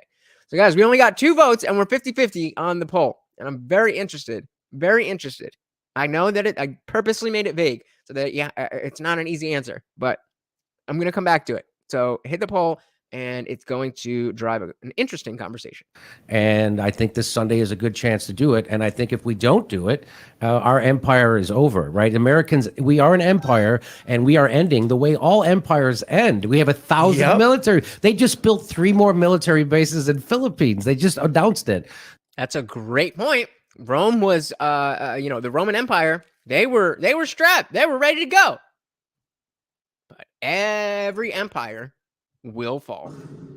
So, wow, we have people living under every bridge. It's unbelievable. We're back to 50-50. And the bridges are falling down on top of them, right? We won't even fix our freaking bridges. How come we didn't get a couple hundred years of empire like the Romans did, where there was prosperity for a little bit, but you lived under a boot, right? We might. The Republic fell, and then, the things happen empire faster now. rose and Things change quicker. So for better or worse, they can change. And the petrodollars. So before he goes into that, September 10th, 2001, they knew the WMDs was BS. So there you go. There you go. So the idea that there's not an anti-war push in America is just wrong. The Libertarian Party specifically very much focuses on what is going on at home. But other than that, yeah, I mean, this is based. Income says the greedy benefit from work. The lazy in communism benefit from other people's work. So if you haven't voted, use that for. We got 5. Should we get? We got 6 people here, so I'll cut it off there. So we had 60% say greedy and 40% say lazy. I would have said greedy for this exact reason. Greed is not necessarily a bad thing. I'll say that again. Greed is not necessarily a bad thing. If you are greedy, and the way you satiate that greediness to get the money, the attention, the whatever it is, by doing that, you provide value to society. I'm okay with that. That's all good. But if the lazy people are benefiting, then first of all, that's just not fair to the people who are working in the first place. But then eventually they're going to be like, well, why don't I just become a lazy person then? And then you have no economy. That is what that's as far as we've ever seen. They say, we haven't tried real socialism. We haven't tried real communism. As far as we've ever seen, it is always how it goes down. No freedom saying to indie film, the greedy benefit from other people's work as well. That's true, but in terms of comparing them to lazy people, if we're saying only one group of people is going to get these benefits, is it lazy people or greedy people? Greedy people have a drive. So even if they're not nice, even if you don't want to hang out with them, they don't have to be invited to the barbecue. But if they're going to drive society based on, their own greed, but they again satiate that by curing cancer and get rich from that, well, I'm all for it. Holly says it was announced in 2004. They found no WMDs in Iraq since the UN sanctions were imposed in 1991. I did not even know. I forgot. I mean, I kind of knew that, but I definitely I didn't remember, as I was just talking about that the relations that were going on between the U.S. and Middle Eastern countries, specifically Iraq, Iran, stuff like that, go way back. It's in Afghanistan, definitely. Yeah, I mean, that's makes it even sadder. Oh my goodness gracious! Thank you so much, Devon and Rod, for the $20 super chat. Says, since Tim ruined monetization and your Kamala is spot on, treats for doggo. Does the dog respond to your Kamala? Let's find out. Morty, okay, I am doing a show. Come lay down. Come. If you want a treat, you come. And then you can come lay down, okay? And I will give you a treat. because Divine Rod was so nice and he donated. Yeah, good boy. He says thank you, Divine Rod. Before we got back in, No Freedom says, with greedy people, I just have to worry about them trying to F me over. With lazy people, I gotta worry if they can get up and yeah, pretty much. All right. Thank you so much, Divine and Rod. Really do appreciate that. It's going away, right? So that's another thing about Ukraine is that it's screwing up the petrodollar, and people don't know how important it is now. The reason why we're in Yemen helping commit a genocide while we wag our finger at Putin for invading Ukraine That's a good one. is, and by the way, we're occupying a third of Syria right now. The United States military is occupying a third of Syria illegally. And which third is it? The third with the oil. Why do you think and how do I know we're doing that? Because the president of the United States said we were. Is this World War III? I mean, look, people look. Yes, it could be very easily. People I don't see how it could not be. How could it not be World War III? look at Ukraine and they're like, Russia's going to start World War III, and it's like, I don't know, maybe our invasions of Iraq, Afghanistan, our military incursions into Syria, the Arab Spring, Libya. I mean, we destroyed that whole country. We're terrorists. A failed state. I didn't even know that terminology existed before I heard about Libya. A failed state. And why? Why? Again, things weren't great. Things weren't great under the dictatorship, but they're certainly not any better now.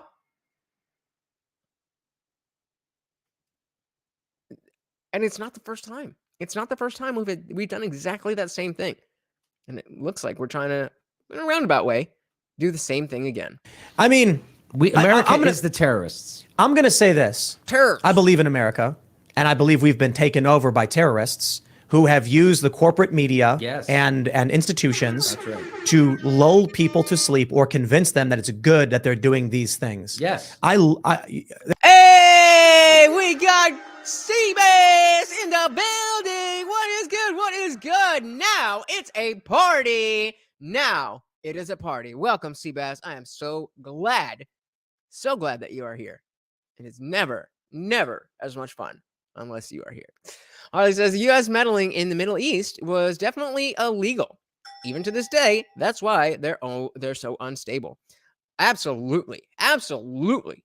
That again, because it's foreign stuff, and I don't know where to get good information and cross-reference it. I still can just see how insidious the intentions of the government have been in that area. Yes. Save us, baby. Save us. The Hawking says, Tim knows that Russian media has been reporting the conflict as World War III for many months. Now he's mentioned it for many months now. He's mentioned it before. Everyone knows it's World War III except the West. Completely agree. I love playing Civilization. Ian will understand this one. I might go over your head. You ever play Civilization? No.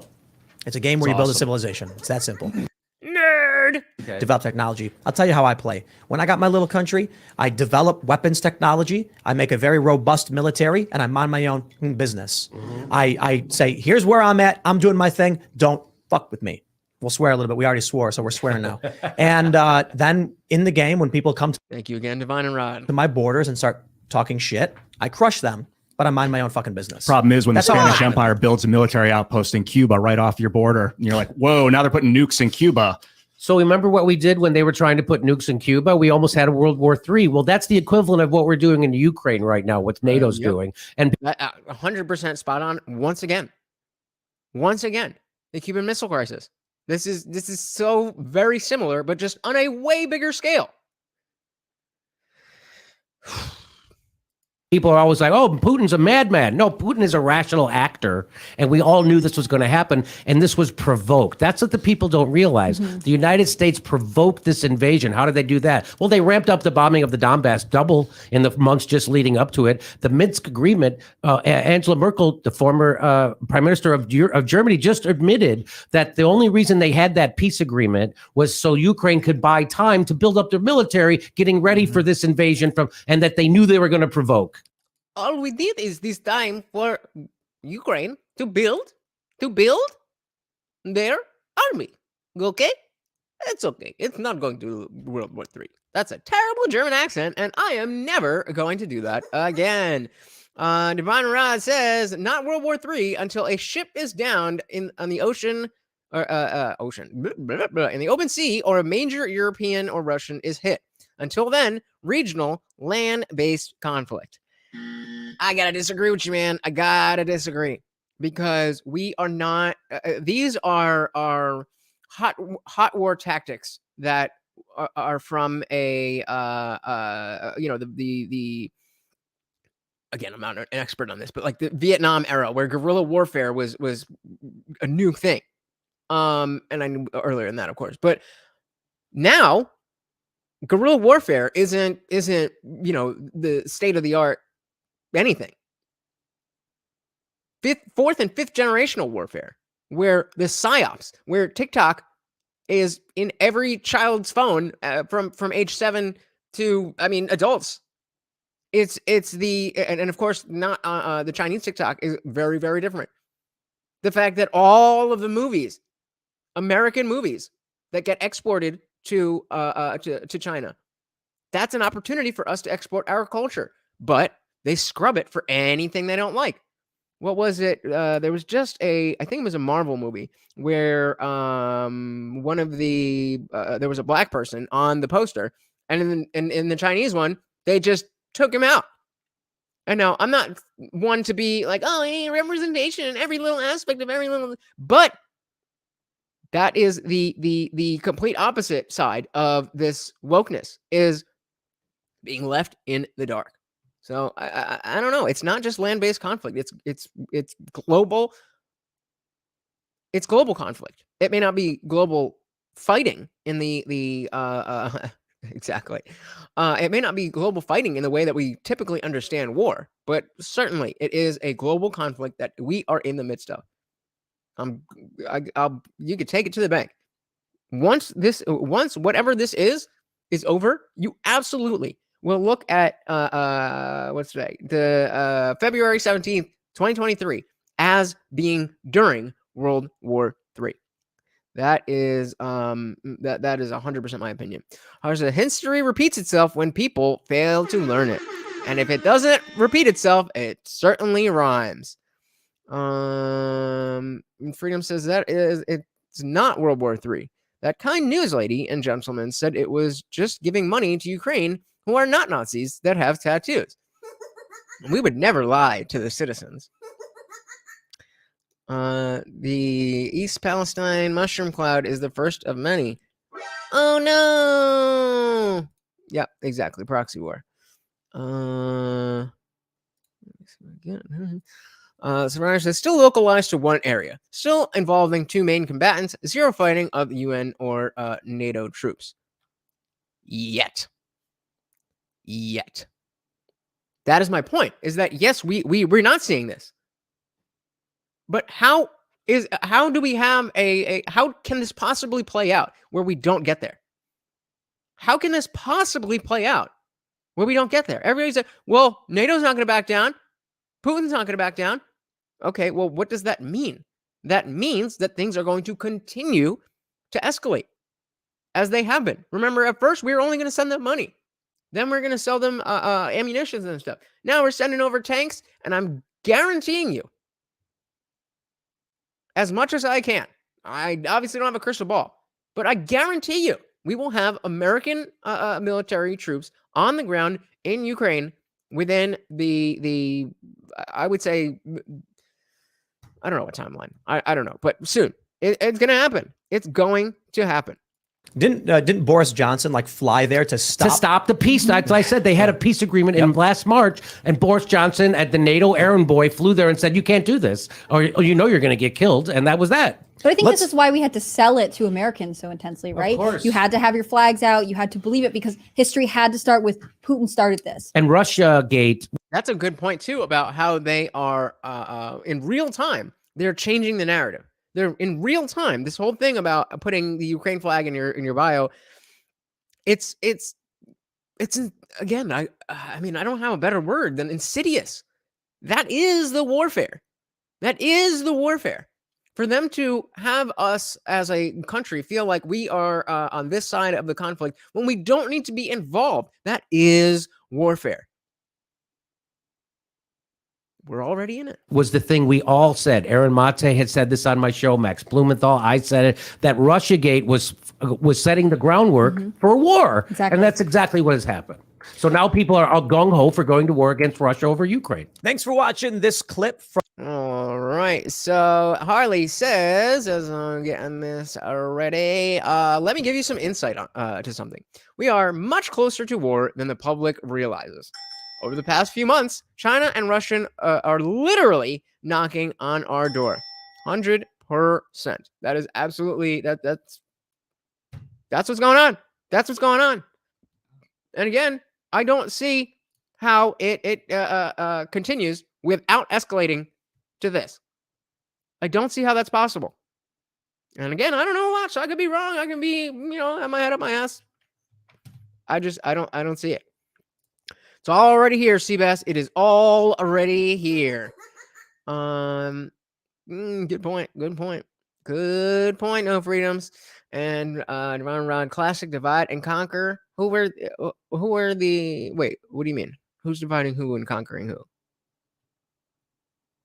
Trying to divide NATO or divide Russia?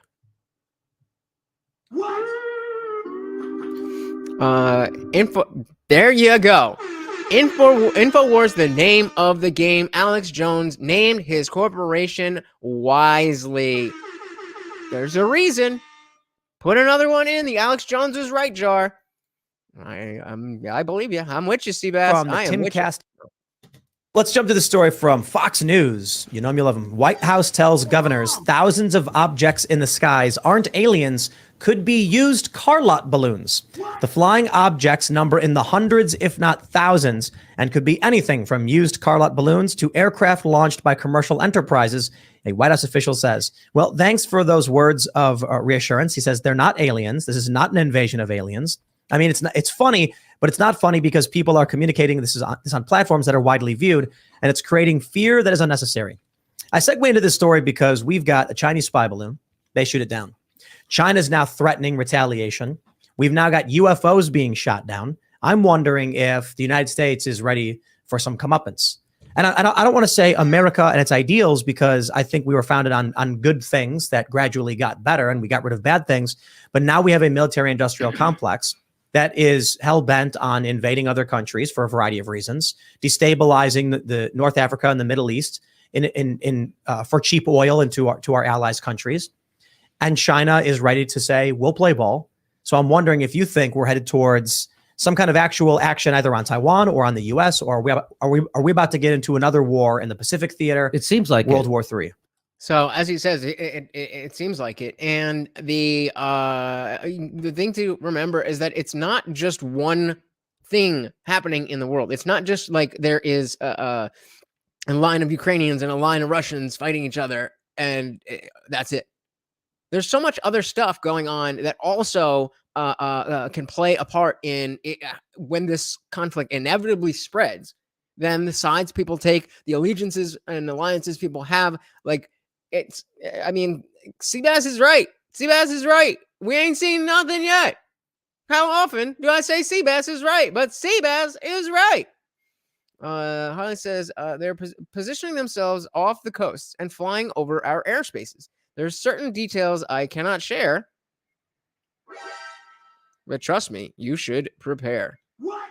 That is scary as hell. Can you tell us why you cannot share them? That's scary. That's funny. It seems like it. They can't stop saber rattling, and these people are reckless as hell. I mean, it seems like it. But let me just get back to explaining what the petrodollar is. So in 1970, whatever, when Nixon went off the gold standard, we then created the petrodollar, which he told Saudi Arabia, you can use our military wherever you want us to use it. You can use our military, which is why we're in Yemen helping create a genocide. But you have to pay in USD. Now, before that, so what we get from Saudi Arabia for the use of our military is Anybody who buys oil from Saudi Arabia, they're the #1 exporter of oil in the world.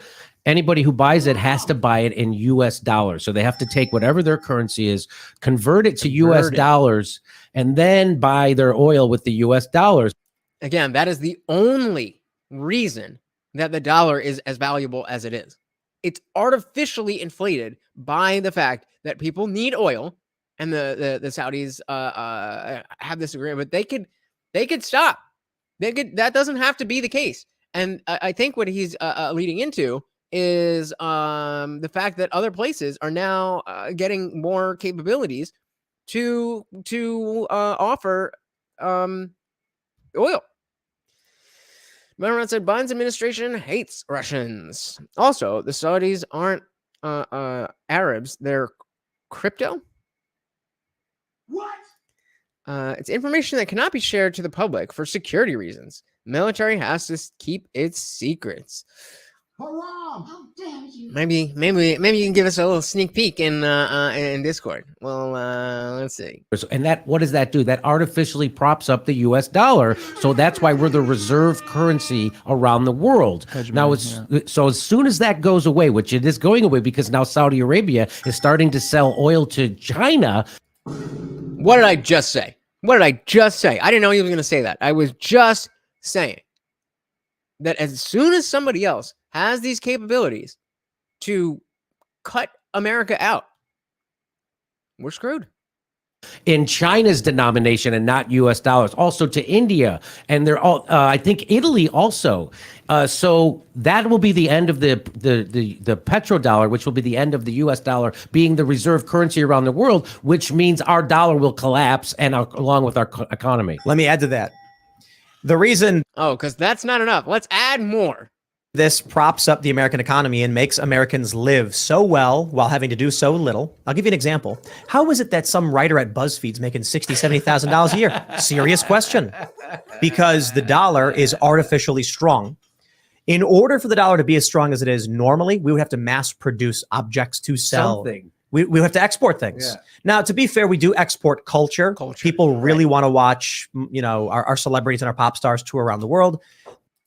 Speaking of which, I cannot wait to see Ant-Man. Anybody still into MCU? I never got to, I watched all the movies up to Infinity War in one go, and then I got to see Endgame in theaters. But I never got the experience of, the phases unrolling, and, Phase 4 was kind of not so great. But I got high hopes for Phase 5 and on. Then this person plays a stadium in a foreign country that sells millions of dollars in tickets. They bring that money back to this country and we can use that. That's a fair export, Hollywood, etc. Movies making $1 billion overseas.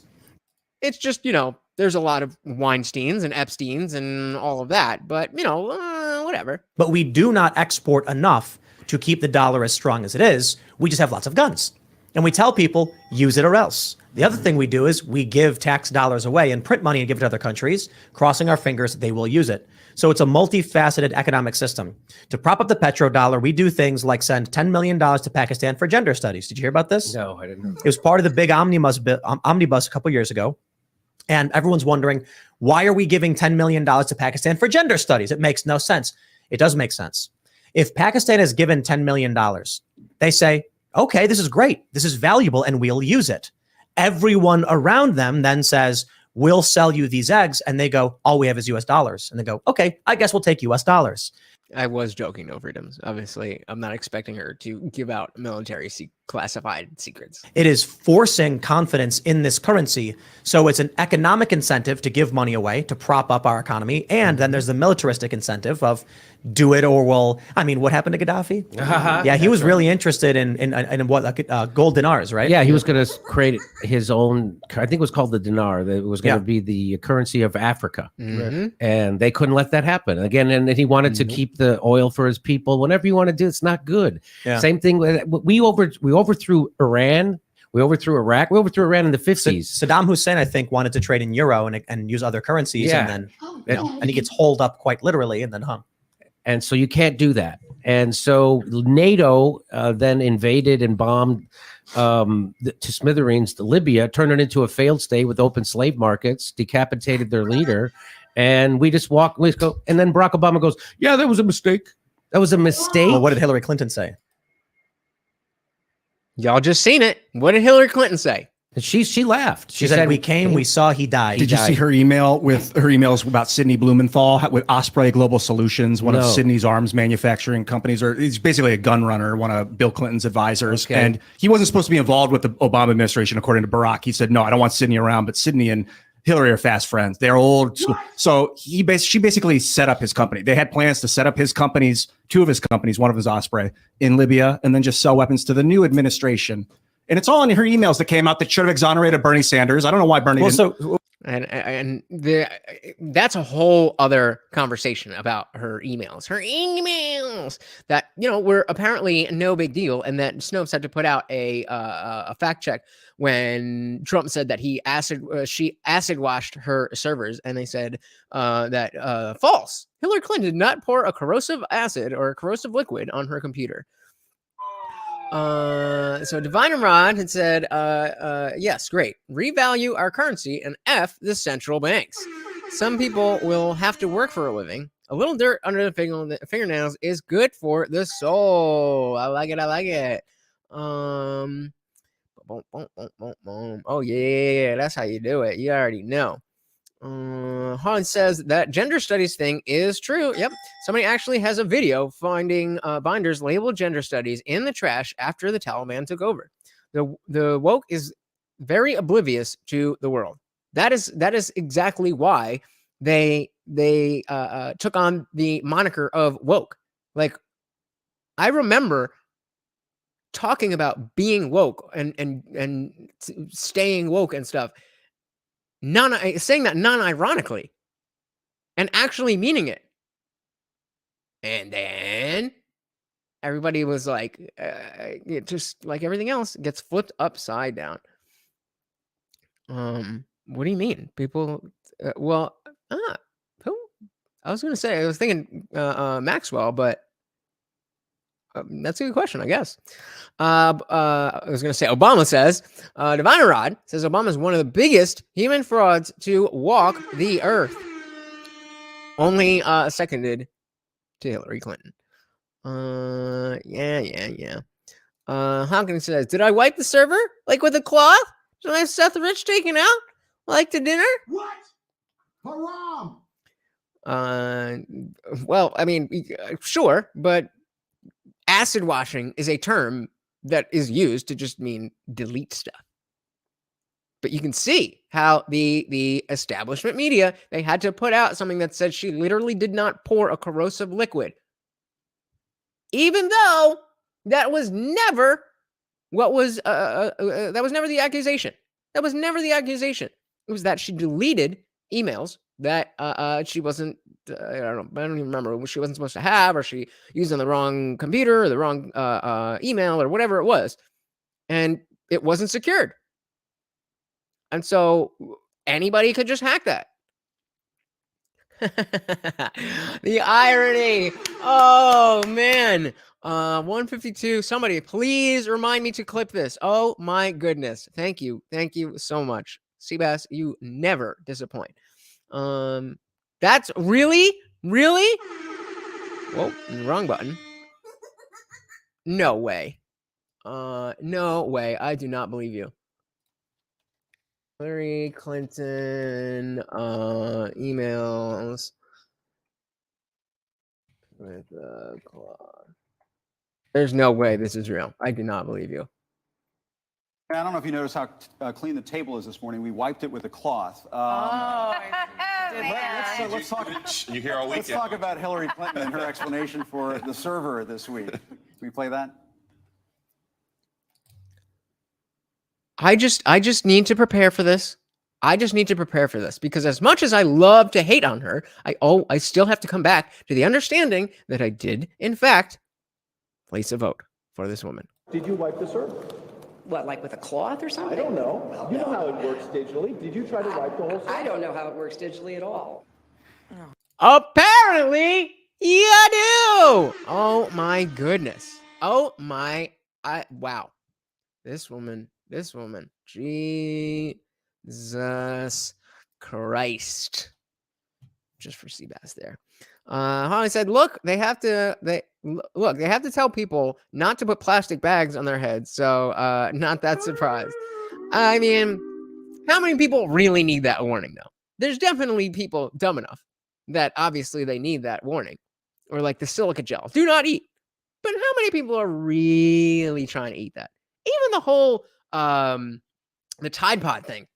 That blew up. But I don't really think there was that many. I remember that very well because that was right at the end of when the millennials were the young, stupid, pre-adult generation. Now, millennials have not grown out of that. They just got older. But that was like the last thing that was like, oh, millennials are eating Tide Pods. And then everything became about all the dumb things that Gen Z is doing. But point being, I don't think there's, I mean, the just raw number of people who have ever eaten a Tide Pod probably isn't enough for that that trend of making fun of millennials for that to be accurate. Hagman says that's why the joke with Seth Rich was, did I have him taken out like to dinner? Oh no! Oh no! Oh no! Yeah, the Last Supper. And No Freedoms doesn't trust any of us. We're all voting for the next Hitler on steroids. Who did I vote for? After that, as of now, who am I voting for? That you're referring to? Who is this Hitler on steroids that I'm voting for? Made one mistake and I learned from it. You don't understand at all. You have to put labels on things. Trust me, people are not that smart. Yeah, I get that. There you go. See, Harley coming in with the grounded, real answer. It's not that people are, I mean, of course you said it in the first place, but you know, it's not that people were doing this and getting stuck and like, oh, what do I do? It's obviously for children. Divine says, look up Chelsea Clinton's real father, Webster Hubble, her ex-boss. Let me quote your response. Are you okay? Let's take, because you know I don't have as much stuff here. What should I? How do I search this? Let's do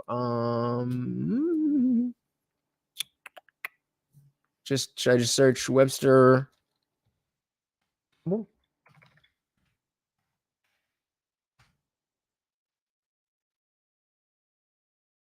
Let's do view count. 4 minutes. All right, let's see what this is. Over many years in the public eye, Chelsea Clinton has slowly but surely come into her own fashion sense. I know this music is going to get claimed. We can't do it. All right, let's just... Blossoming from an early loungewear enthusiast into a woman who... What am I looking for with Mr. Hubble here? As well as her usual no fuss, no muss approach to curl management. Glam it up. After Bill Clinton was announced as winner of the nation's biggest night, all right, yeah, okay. Chelsea ditched her low-key outfits for something a little more Holy moly, look at that. Look at that picture. That is just a snapshot in time. Just a snapshot in time. But I'll come back to this if we can get a little bit more information on exactly what I'm looking for. Yeah.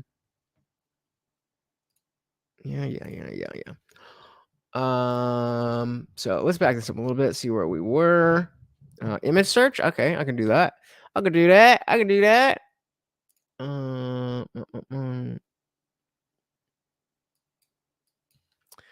Webster Hubble.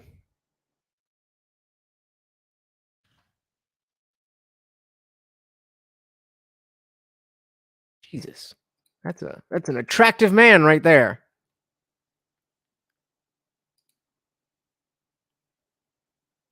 Oof, that's it's not that hard to take an unflattering picture of someone, but they're all so bad. Like, this is the best one. Hey, we got Nick in the building. What is good? Welcome, welcome, welcome. Glad you are here, brother. Says good evening to the Indian Jesus. Good evening to you, sir. I am doing very well. Thank you very much. Hope you have an amazing live chat. I'm listening to you. Awesome. Thank you so much for being here. I'm having a great day and better now that you are here. So Hillary and Bill are cousins?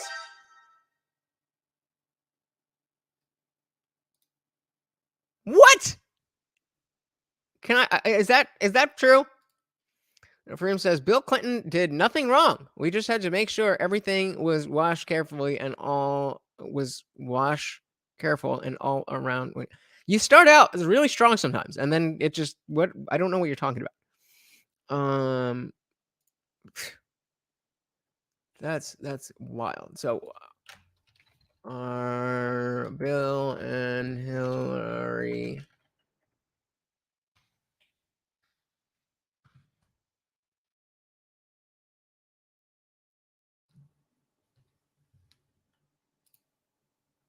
nope, not George Clinton. Google's not going to give us this information. The surprising secret. Okay. What about this? What about this? All right, let's see. Hillary Rodham Clinton's. Hey! Well, let me ask you. Oh. Andy Phil, thank you so much. Marty, look. We got more food. Oh, I gotta move your bed over here. Come.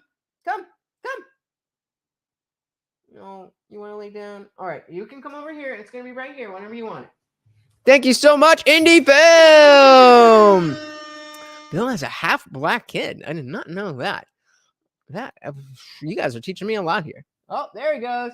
Go ahead. Go lay down. Go ahead. Go. Good boy. Yay. Oh, thank you so much. Yeah, we know we're not gonna go full Alex Jones. We're just checking some stuff out. I'm just fact checking. So let's see what this says. Oof.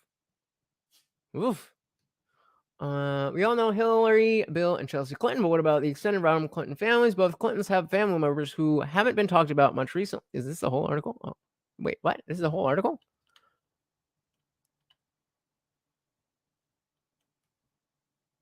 Why is it like this? He's named after his biological father. Arrested. Mother. All right, I don't think we're gonna find anything, but if anybody has something, drop it in the Discord, and we'll come right back to it. All right. When Bill Clinton left, we had to make sure everything was washed down. Oh, okay. I didn't understand that. If something was found to be stinky, you better call the cleaning crew. Bill was having happy times all around the White House, and hey, do you? And I think that it was a different time. Certainly, the excursions, let's say, that he got into were always going to be a problem with the general society. But looking back, if that's the worst thing our president has done, I'm for it.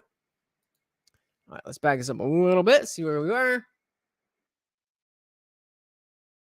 Supposed to be involved with the Obama administration, according to Barack. He said, no, I don't want Sidney around, but Sidney and Hillary are fast friends. They're old school. So she basically set up his company. They had plans to set up his companies, two of his companies, one of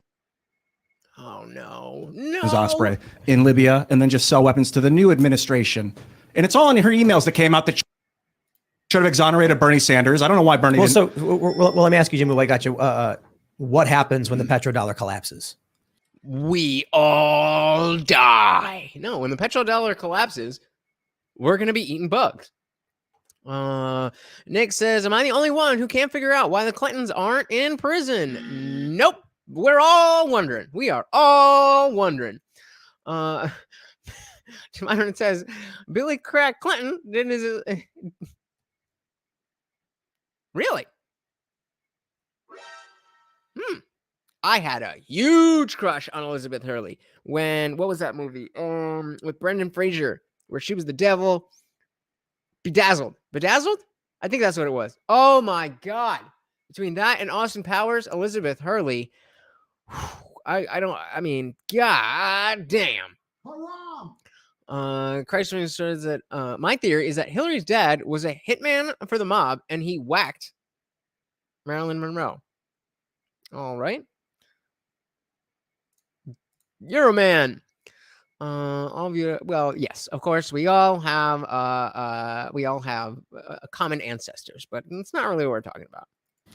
I don't, you know what? I'm not smart enough to know, but it ain't good. It is not good. I think $20 I'm for gonna guess eggs? I'm gonna guess runaway inflation, stuff like that, and we become worse than Brazil. Instant hyperinflation for the obvious reason of we mass print money, but we don't produce things. That's right. Where's our manufacturing? China.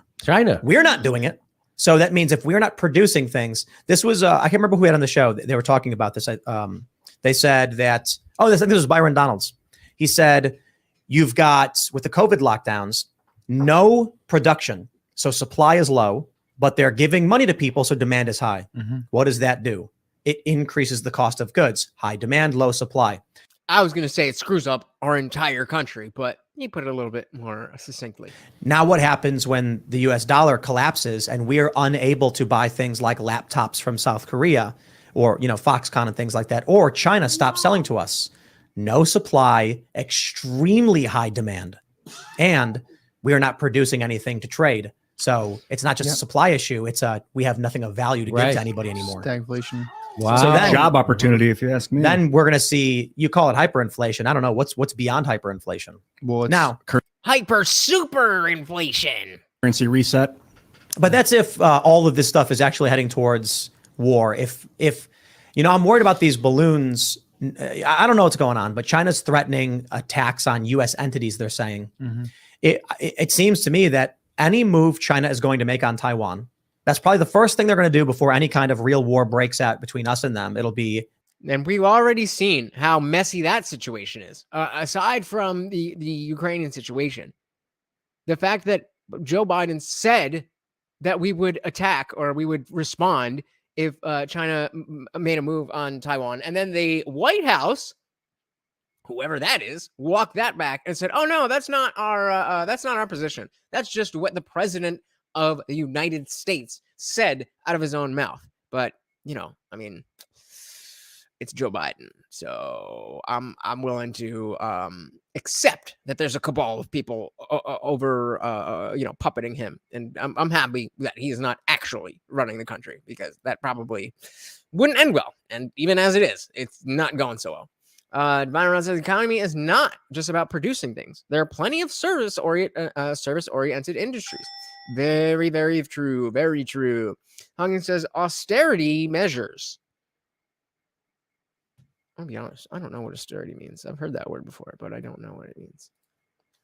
Austerity.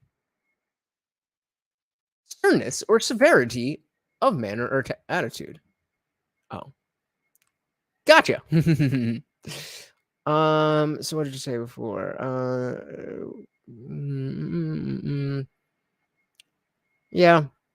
I mean, 6 one half does the other. I don't understand the question. Specifically, Joe Biden was asked about if China made a move. Exactly. I don't remember the exact terminology, but they're saying if China tries to take back Taiwan, then America would respond militarily. And then the White House walked that back. So when we say that we're in World War III, and we just don't know at what stage of World War III we're in currently, we're screwed. There's no 2 ways about it. We are in a war, a world war, and were the last 2 good? Because this one, those 2 weren't that great. So if this one is going to be anything like that, I'm not excited. They try to reclaim Taiwan, or I should say conquer Taiwan, because Taiwan's the actual government of China.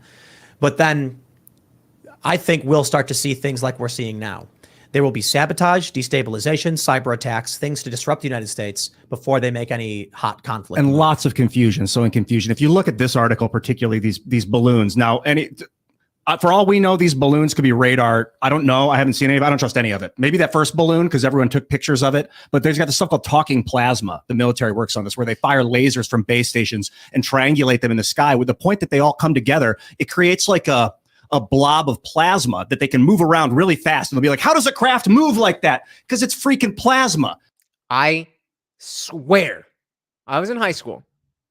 Quick story time. I was in high school. I was a bunch of friends, and we live, maybe 40-ish minutes from the Jersey Shore. So we would, in high school, when we weren't allowed in bars or anything, and we didn't have anything to do, we would often just take a trip down to the shore and sit in the sand, and just hang out, smoke, do whatever. I swear, there was one night where we were at the beach. There's nothing there but the ocean, and then the Europe. And we see something in the sky, and it's kind of hovering. At first, we just thought it was a really bright star, but then it was moving. It's kind of hovering in a way, like how stars will like twinkle, and if you like stare at it, then it may seem like it's moving. But this was legit, like moving around, and then it shut off in such a way, like just like he's talking about, that how does it move like that? And not even the speed with which it went, but if the Earth is spherical, then like a plane that's flying, if that's the Earth and this is the plane's gonna go around and be as close to the Earth at any given point.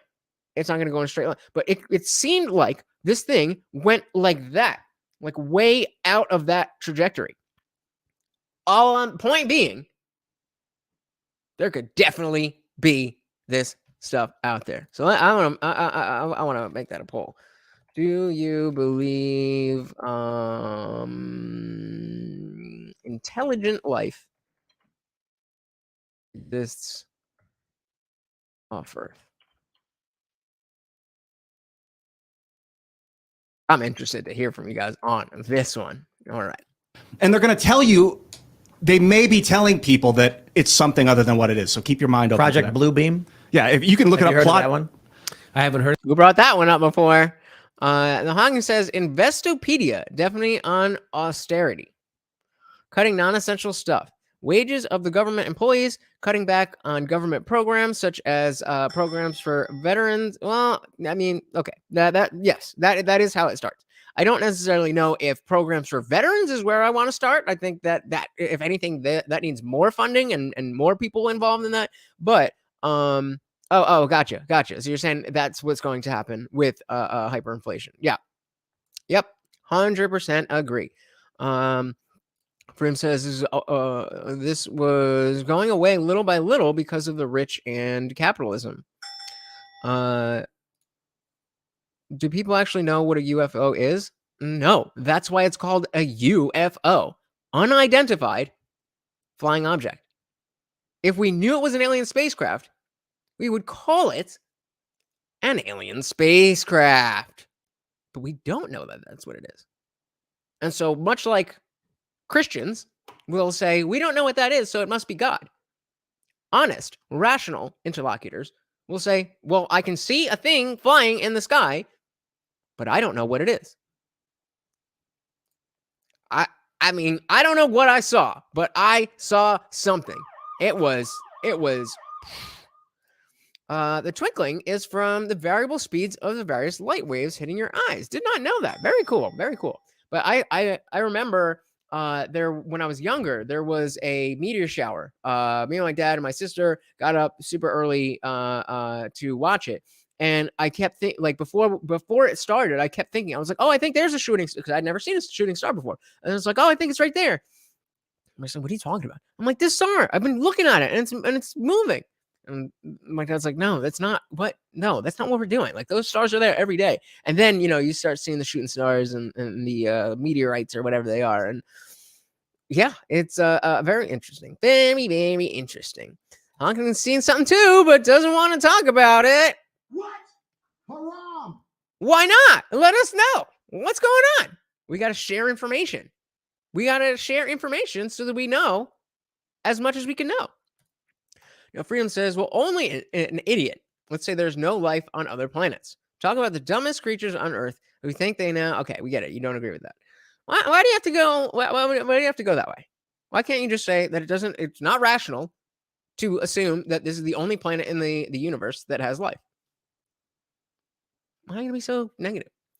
CBS says there's protection from disaster until the time that Jesus comes to rapture the Christians and all hell breaks loose. How do you know that? UFO operates by, yeah, no shit. You think it's an alien spacecraft, right? No. If I did, I would just say it. I don't know what it was. It could very easily have been a military thing. It very easily could have been some thing that some of you would call supernatural. I don't know what it was. Why is it so hard for you to accept that people don't know everything? I know that you think that you know everything. And maybe that translates to you thinking everybody else knows everything, but you also talk about how dumb everybody is. So if everybody's so dumb and you're so smart, then why can't you understand why other people don't know things? Byron says, Project Bluebeam, Mockingbird, Fish Bowl or Fishbowl. And the list goes on. They're still stammering about releasing the Kennedy files. I guess it might implicate certain groups. Could be. Hungry says, there are many reports of these orbs you described, going back thousands of years, observed by scientists at Skinwolf Ranch, even. I don't know what that is, but I believe it. I don't know what it is, but I believe that it happened. Some of the stars you see no longer exist. Light takes a long time to travel that far. When I learned that fact, I was like, you because even when you're looking at the stars, you're literally looking at the past. The light that the light that you're seeing is from however many light years away that star is, and stars explode. And so there's a period of time where a star will explode, and that light that was emitted is still it was still there. It didn't disappear. And so exactly as Harley is saying, we can see that star with our own naked eye, but it literally no longer exists. Crazy.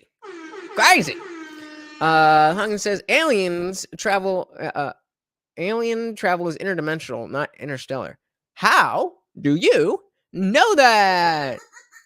Odd how shooting stars only go down. What? That's not true. I've seen them go in all kind of directions. I mean, what do you mean down? Space is relative. So down from where? Yep, fair enough. Frequency thing. Fair enough. And just see if we missed anything here. Oh, Skinwalker Ranch. All right. Pilots of UFOs are humanoid creatures developed in a lab, also known as avatars, which are inhabited by the spirits of demons. No, that is a movie, James Cameron, but good movie. Sadly, when people voted for evil people and keep voting for change and nothing happens, it reminds me a lot of people who don't even know common sense. There are those people out there, which is exactly why you shouldn't be expecting them to be as smart as you. Orbs have been observed by scientists who documented it and wrote books about it. Portals opening and closing, entities moving in and out. Now, I know what I saw. That doesn't mean that I know it wasn't a complete fabricated hallucinatory delusion. The fact that many other people have seen similar types of things leads me to believe that it was a genuine, my senses were accurately telling me what was going on, but doesn't have to be. So that's the other side of it. That's what being skeptical actually means, is that, oh, this makes sense, but I'm still paying attention to that which doesn't make sense. So yeah, says the best picture of a UFO comes from a doctor who had a high-powered telescope pointed at the UFO, and you can clearly see two aliens in the window looking out and moving. How do you know that they are aliens? How do you know what an alien looks like? I mean, I would be happy to look at this picture, but there's no way that you can possibly know that it was an alien. The only reference you have for what an alien looks like is fictional depictions of aliens. So for all you know, it was the military, and they were like, just in case anybody sees it, let's put on an alien suit. I'm not saying that's likely, but you don't know that that's not the case. You cannot make claims to that which you don't understand. When we see strength, well, I was pretty high when I saw it, so I don't know. What are the chances that that is actually what aliens look like? Come on, bro. Heard of that? I don't think it's real, to be honest. It's this conspiracy theory that the government is going to use advanced holographic technology and, you know, let's just say illusion technology. It is. Pull it up now. Talking plasma. We can read about it. It's military. I think it's the Military Times. Well, right. So Bluebeam is, they're going to try and create a fake image of God or something to convince people of a new religion using holograms or something like that. Okay. I don't believe that because that's an episode of Star Trek that came out really? 4 years before the conspiracy theory. But we are seeing creepy AI stuff. We are seeing deep fakes. It's hard to know what's real. And bro, maybe next Friday. I'll definitely do it on a Friday show if you guys are interested. But I'm so down to do just a show where we mess with ChatGPT and see what kind of stuff we could make it say and all that stuff. It is so much fun to play around with it.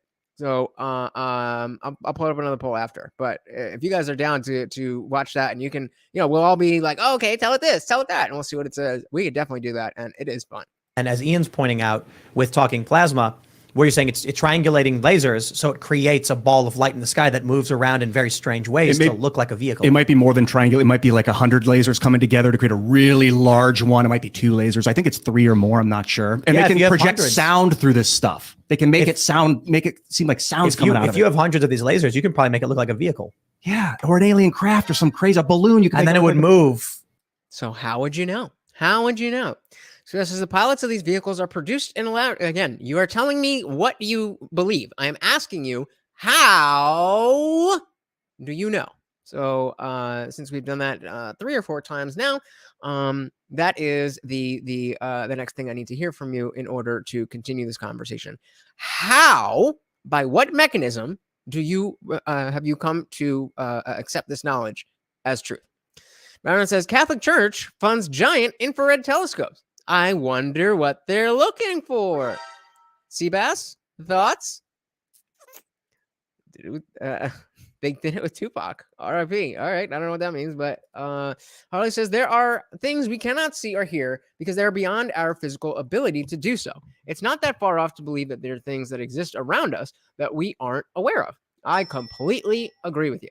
I just don't agree that anybody knows what those things are or can accurately tap into whatever it is, see them, talk to them, experience them with any level of regularity.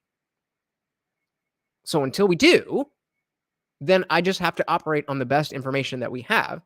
And that is that the physical world is all that is out there. But I mean, you know, we know that there's the electromagnetic field. We know that there's radio frequencies that we don't detect just, you know, with our senses. So absolutely, you know, it's nuanced and it's complicated. And that's, again, why we need to remain skeptical, because it's too easy to look at one little thing and be like, there's the answer. We got it. But you don't know that. Honging says, look up Aleister Crowley drawing of Lamb, a demon he summoned in a ritual, and put a drawing of his book. What does that being look like? All right. Come on. Is that spelled right? This.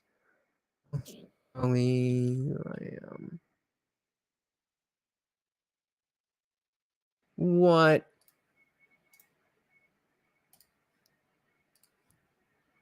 So this is what the Hawkening is talking about. This looks like a humanoid type being that is not a human.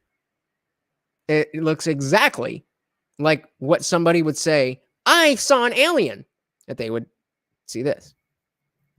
Not necessarily any reason to believe that there is that this represents anything in reality.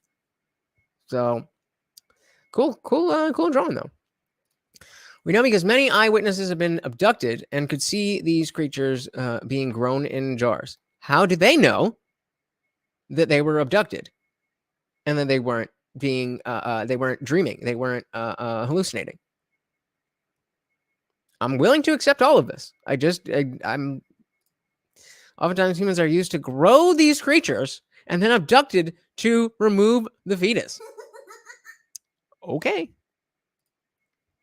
I would agree. He doesn't want to talk about it. The aliens probed him. Yeah, you guys, I didn't want it to come out like this. And Nick got me. He got me. All right, just got me some slack. A person like Lori Lightfoot or Mark Zuckerberg. Okay, that's good. That's good. I like that. Instantly like light, and people would think it was a craft. So the psychological manipulations that we're about to endure, it's going to be crazy. I mean, I don't know if you've seen the AI deepfake stuff that's coming out. Oh, sorry. I doubted it when I was Craft or some crazy balloon. You can and then it would move instantly like light, and people would think it was a craft. So the psychological manipulations that we're about to endure, it's going to be crazy. I mean, I don't know if you've seen the AI deepfake stuff that's coming out. I doubted it when I was on Rogan last time. I don't doubt it anymore. Well, what do you mean you doubted it? Have you guys seen this stuff? Like, all right, I'm gonna. So nobody believes the narratives about the balloons. Give me your theories, guys. What do you got? Because again, as a skeptic, I'm okay with just saying I don't know what that was. I don't think that there's any way to determine without intense study of aircraft vehicles and the entire spectrum of what could be. I don't know how anybody can have any answers, but that doesn't mean that theories can't be correct. No freedoms to divide around. I don't know what's happening in Ukraine, but know everything about slavery. They don't know what under the ocean, but know how space and the universe is made. Sounds backwards. Who? What are we talking about? Hawking says, I think they're just leading on UFO discussion. Next step of the slow disclosure that has been going on. I right there with you, Nick. But I agree with you too, the honking. I think that there's so much that we don't know that they know, the government, whoever, they know. And people, they think that people aren't ready for it. And maybe they're right, maybe they're wrong, but there's definitely stuff that they are hiding. CBS says the balloon is a distraction, so you stay at home and do what you're told and stop asking questions about the dangers of the gas. I've definitely heard a lot about that theory. No Freedom says, I would not be surprised if it was a hobbyist balloon. Me neither. That goes exactly the opposite way too. Chinese balloon equals wagging the dog equals Chinese lunch. You know, I'm half Chinese, right? Yeah, Joe asked me if I thought it was going to be really bad, and I was like, no, because like you can already splice together fake videos and convince people of things. Then I started to see the degree and the ease. You can now. I saw Elon Musk talking the other day about how there's this new AI computer that you can sound like anybody. Like you can. We've used it on the show. Oh, so you know what I'm talking about. 11 Labs is the website. And you take a 10 megabyte clip of someone talking, and you just click upload. Then you type in what you want and press enter. I'm gonna try and find that video because that is it's crazy. Boom. The person says it. That fast. So that's scary. Very Don't you scary. think I think yes, there's already a viral story we covered yesterday where some company called, I don't know if the company did it, but there's a company called Alpha Grind. And it's a video from the Joe Rogan podcast. I get this of Joe text message with a very weird audio clip of my friend that he claims will make you bigger downstairs. Joe, I don't believe ever talked about this. No. They deep fake it and run an ad because people probably will fall for it. And what do? First of all, Joe has to find the ad, which is hard enough. Right. Maybe someone tells him about it. It's in the news now, so maybe Joe will hear about it. But then what? Send a cease and desist, and they say, okay. And they take down that telling one me video. that he's obsessed with Joe Biden. Meanwhile, they can and I'm just like, right? And what happens when 10? Sorry, I had 2 videos going. Yeah, I mean, once this Pandora's box is opened, I do not have any clue how we can determine what is real and what is deepfake. I have this video that I want to show you guys, but let's get to some of these comments. Harley says, I do think it was a distraction, but not to distract the U.S. public, but our military. Interesting. Gotcha. How do you poison millions of, as Seabass asked, Americans with deadly gas? You ain't wrong. If you don't believe in satellites, the balloon will make sense. Why is that? I don't really know what you're getting. I get this there, but check this out. This is wild. Let's speed this one up a little bit. Text message with a very weird audio clip of my friend telling me that he's obsessed with Joe Biden. And I'm just like, what is this? It's like not a very political guy. Okay. And then he sends me a link to 11labs.io where you can add anyone's voice. I put my voice in, and I'll just leave it at this. I don't want to name anybody because I don't want to, this is just a creepy thing.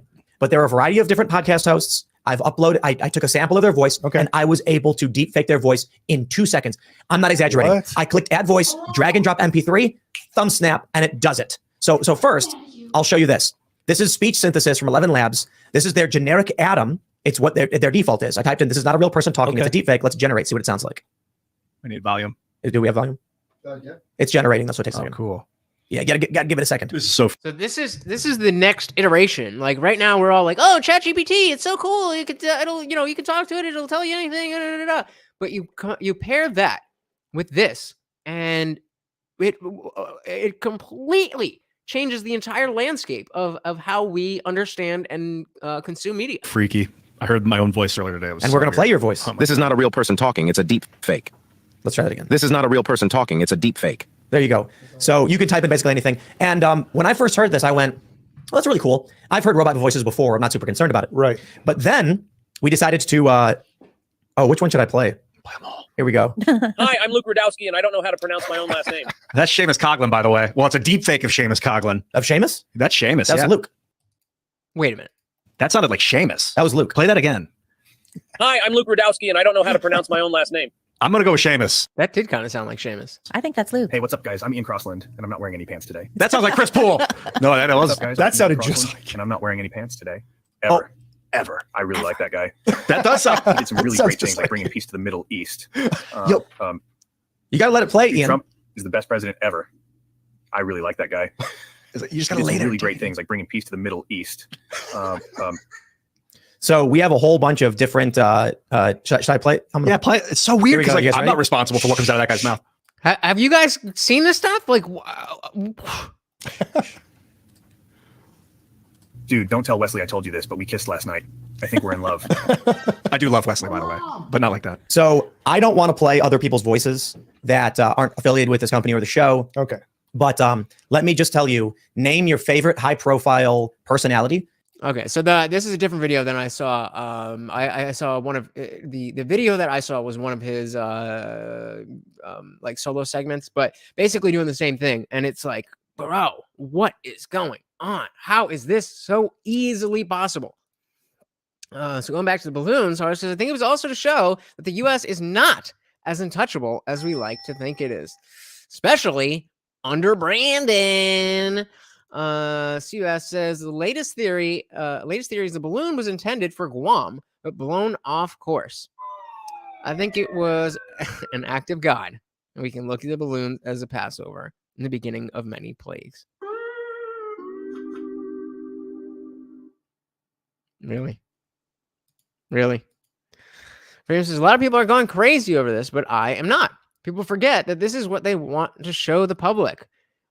Oh, you guys have no idea what they have that is private. Facts. I mean, none of us do, but facts. Devon says, quote, their horrible treatment of animals makes it hard to believe they're the same species as us. Morrissey on the Chinese mistreatment of animals. How dare you? Ain't wrong.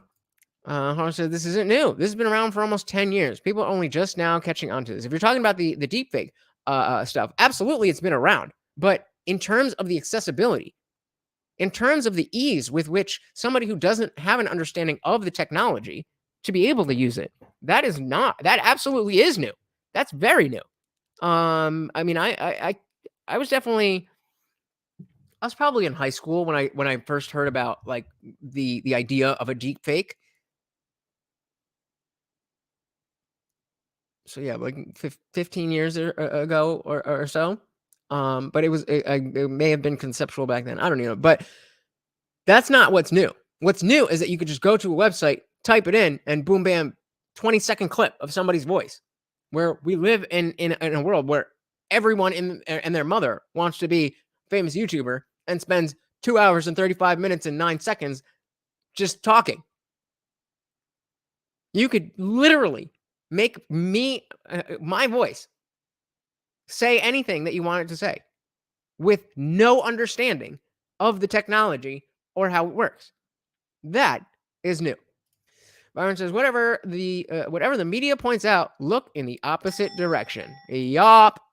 Honking says, I think by now they must be able to make seamless, undetectable deepfakes. Yeah, that's the scary part because and you know they I think they're going to talk about it, so I don't want to spoil it too much, but it's not even just making people say what they didn't say. It's the plausible deniability that anything anybody says could be a deepfake. I don't know. No Freedom says it's not that hard when you think about it. Of course you think it's not that hard. I mean, your voice is just data that can be repeated with pitch, etc. It sounds kind of simple when you think about it. Okay. What if Pfizer is buying all the eggs to produce billions of new product? What if Pfizer's buying all the new eggs to produce billions of new product? Holly says the Jovikin series on YouTube uses this technology. It's quite funny. Cool. Definitely got to check that out. As long as it's inadmissible in court, F it. Well, again, how are you to determine? Like, let's say tomorrow you're going to court. We certainly don't have things in place to determine what's deepfaked or not. If you're going on trial for murder tomorrow and somebody deepfakes your voice saying, yep, I did it. What recourse do you have? What recourse do you have? Do they even have the technology to check that? That's the scary part. 10,000 people all do it at the same time. Right. Who are you suing? How do you get 10,000 people to take it down? Take a look at Wikipedia. Oh, are you wait? So now we can't you're saying that we can't use any video or audio in court? I mean, tell that to Kyle Rittenhouse. Where would Kyle Rittenhouse be without video? I think that's a terrible idea. They claim you can't sue Wikipedia because it's user-generated content. But it's not. Right. And my argument is all the articles say from Wikipedia. So there are bylines on it. But imagine this. If NBC defames you, you can sue NBC, right? But here's what happens. This happened to me. News outlet writes fake news about me, instantly gets picked up by 10 other outlets. The original source then corrects and says, whoopsie, but all the other outlets keep the lie. Yeah. Am I going to file 15 lawsuits? I can't afford that. So what happens if 10,000 people all create a deep fake of you and upload it?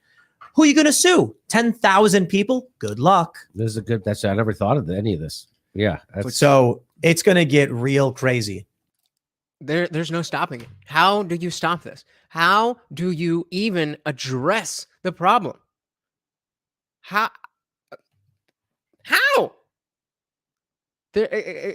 Like Hong said, we're already at the point where you could reasonably deny any video.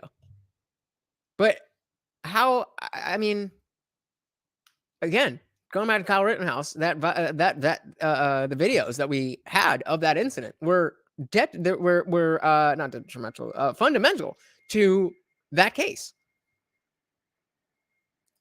It's crazy.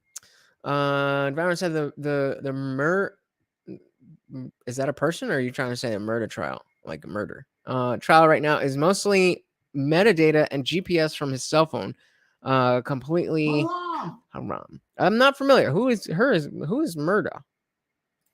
The technology is good enough. Anything can be faked without notarizing a file on a blockchain. Nothing can actually be verified. Yep. Voice recognition is happening all the time. Your voice being transcribed everywhere you go. Yep. I mean, you can, but within an hour after this stream is done, you'll be able, the captions that we have on here, you'll be able to have the captions for this. It's even quicker with like you see TikToks and Instagram Reels, and they all have the captions now. That's a free app, that you just say add captions. Text to speech has been a thing for forever, and I mean, it's not ideal. Some of you guys with your comments don't even make sense because you voice to text, but I'm just kidding. But it's the level of expansion that we're experiencing, or the rate of expansion, the rate of progression that is very, very scary. Yeah, multiple videos from different views would have more validity, but even still, the more videos you get, if you could just make those videos. I don't know, man. It's scary. I don't have an answer. It's just scary. It's the digital Wild West where people are like planting their flags and there's no oversight. People are just killing indiscriminately, taking what they want. Think about a show like this. Right now, we've got 52,000 people watching. Holy shit. 52,000 people. Do me a favor, guys. Please share the video. If they really, yes. If they, how do you do that? I don't know. One day at a time. I really appreciate everyone watching the show. Grind. We're gonna get there, guys. But I need your help.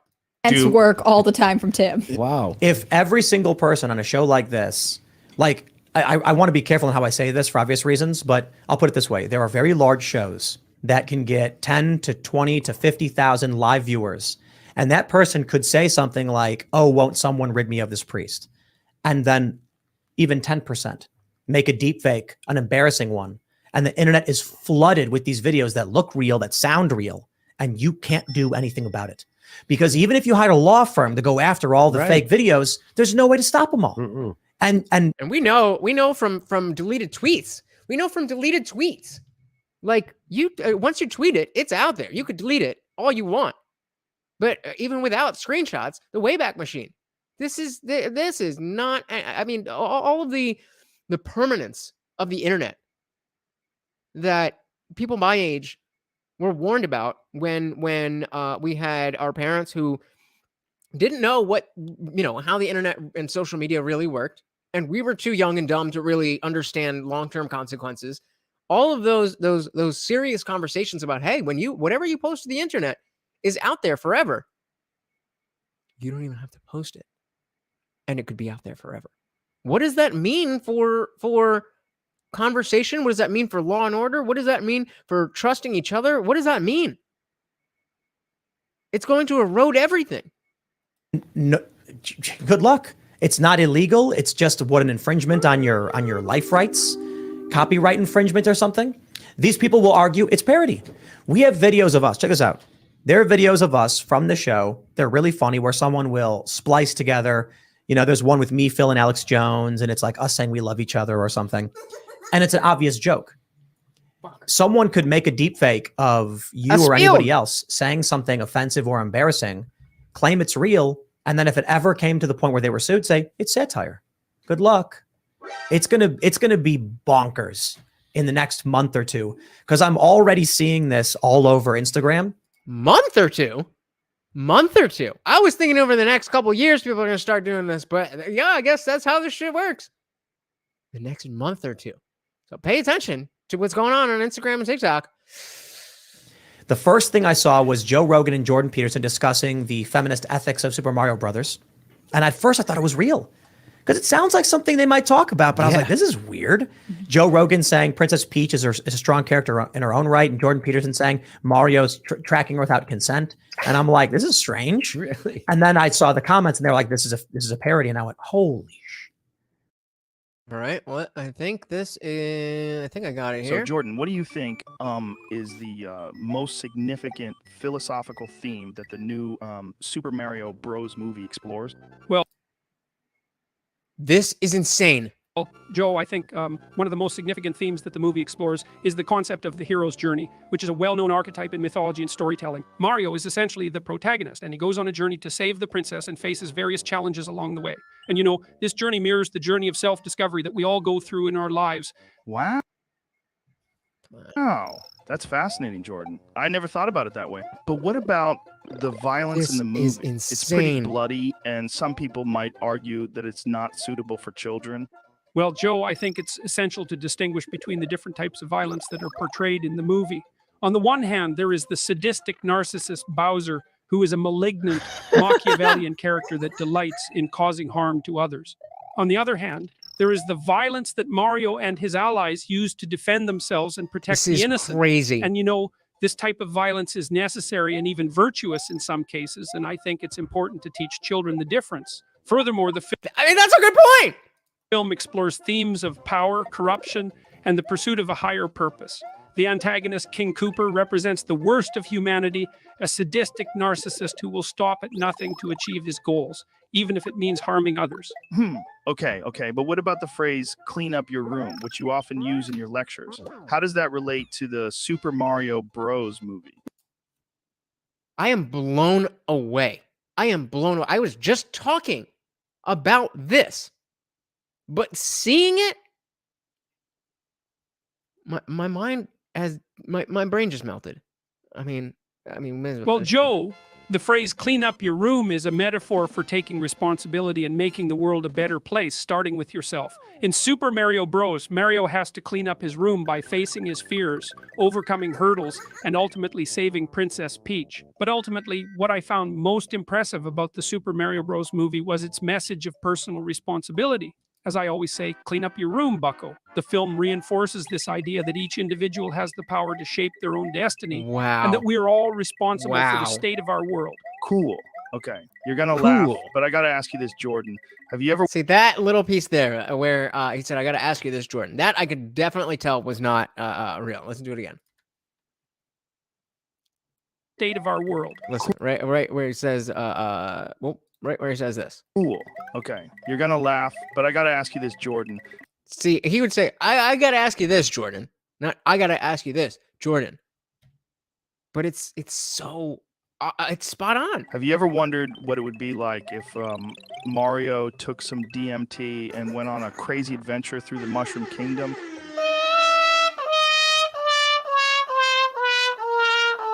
That is insane. So what does this description say? ChatGPT in this video, Joe. Well, clearly they use ChatGPT for the description because this is exactly how ChatGPT speaks.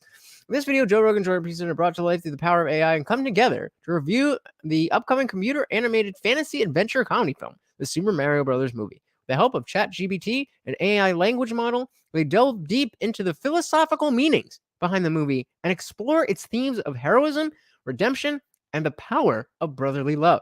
As they discuss the movie, Joe and Jordan share their unique insights and perspectives, providing a fascinating and engaging conversation. From exploring the archetype of hero to pondering the question of whether Mario has ever done DMT. This video covers it all. So sit back and enjoy as Joe Rogan and Jordan Peterson, with the assistance of ChatGPT, take you on a journey into the world of Super Mario Bros. And provide a unique, thought-provoking review of this movie. That is insane. I don't have a better word than insane. In the man brain. That is wild. That is wild. All right, what do we got from here? Yep, we are screwed. We are screwed. Yep. I felt that one, bro. There you go. Yeah, we all love you. We all love you, brother. All right, let's get back into this. Yeah, just talking about the thingy. In her own right, and Jordan Peterson saying Mario's tracking without consent, and I'm like, this is strange. Really? And then I saw the comments, and they're like, this is a parody, and I went, holy sh. I assume that he either saw a video that didn't like. I assume he didn't see that video. He would not see the characters and be like, "Oh, this is definitely real." Clearly, somebody made that to be very clear that it is not real. But that's that. Now imagine if everybody just starts doing it during an election cycle too. Yep. Right? So all this deepfake stuff is now at the point where an individual can load up 11 Labs and in 10 seconds have an audio clip of Joe Rogan endorsing Joe Biden or Donald Trump, and it will go viral. And people will put these things out because if it tricks 10 people, they've succeeded. If 100 people know, well, who cares? Because they've succeeded in manipulating people into getting those votes or whatever else. So now the scary part is that this is going to lead them to, well, we got to protect you from this. And so then they're going to censor. And then they're going to have an even tighter control of what you can do and say on the internet. bars. That is exactly where this is going to go. It wasn't scary enough that this is just out there and people can use this against you, or they can use the plausible deniability that you really did say something, but you just say, no, that was just a deepfake. Now, there's also going to be a reason for the government to step in and do more stuff, regulate more stuff. And that is always bad. That's the real downside of this. That's what I see. Here's the best part. There's going to be some video. No joke. We do. We love you, No Freedoms. Even if your parents don't, we definitely do love you. Of maybe Joe Biden or Trump doing something that is believable but bad. Mm-hmm. Then people are going to say, yo, that's a deep fake. Mm-hmm. Then you're going to get a bunch of politicians being like, we've got to stop this somehow. Mm-hmm. Then there will be a bunch of deep fake videos of people being like, you know, I honestly agree with censoring this information and putting restrictions in place to manufacture consent from the public. So the deep fakes will be the problem. The deep fakes will convince people of the solution, and then they'll implement it. Instead of censoring, I think we should. It's all. This is like the whole thing with Pfizer mutating. Be careful what I say here. With their directed evolution, so that they can make it worse, so that they can make it better. If you know what I mean. This is the exact same thing with the government being able to create a problem and then give you the solution. That is terrifying. That is absolutely terrifying. We should maybe force the software code open. I don't know if that's even possible in this circumstance, but if you could force transparency on the system, that would be way better than trying to blanket out.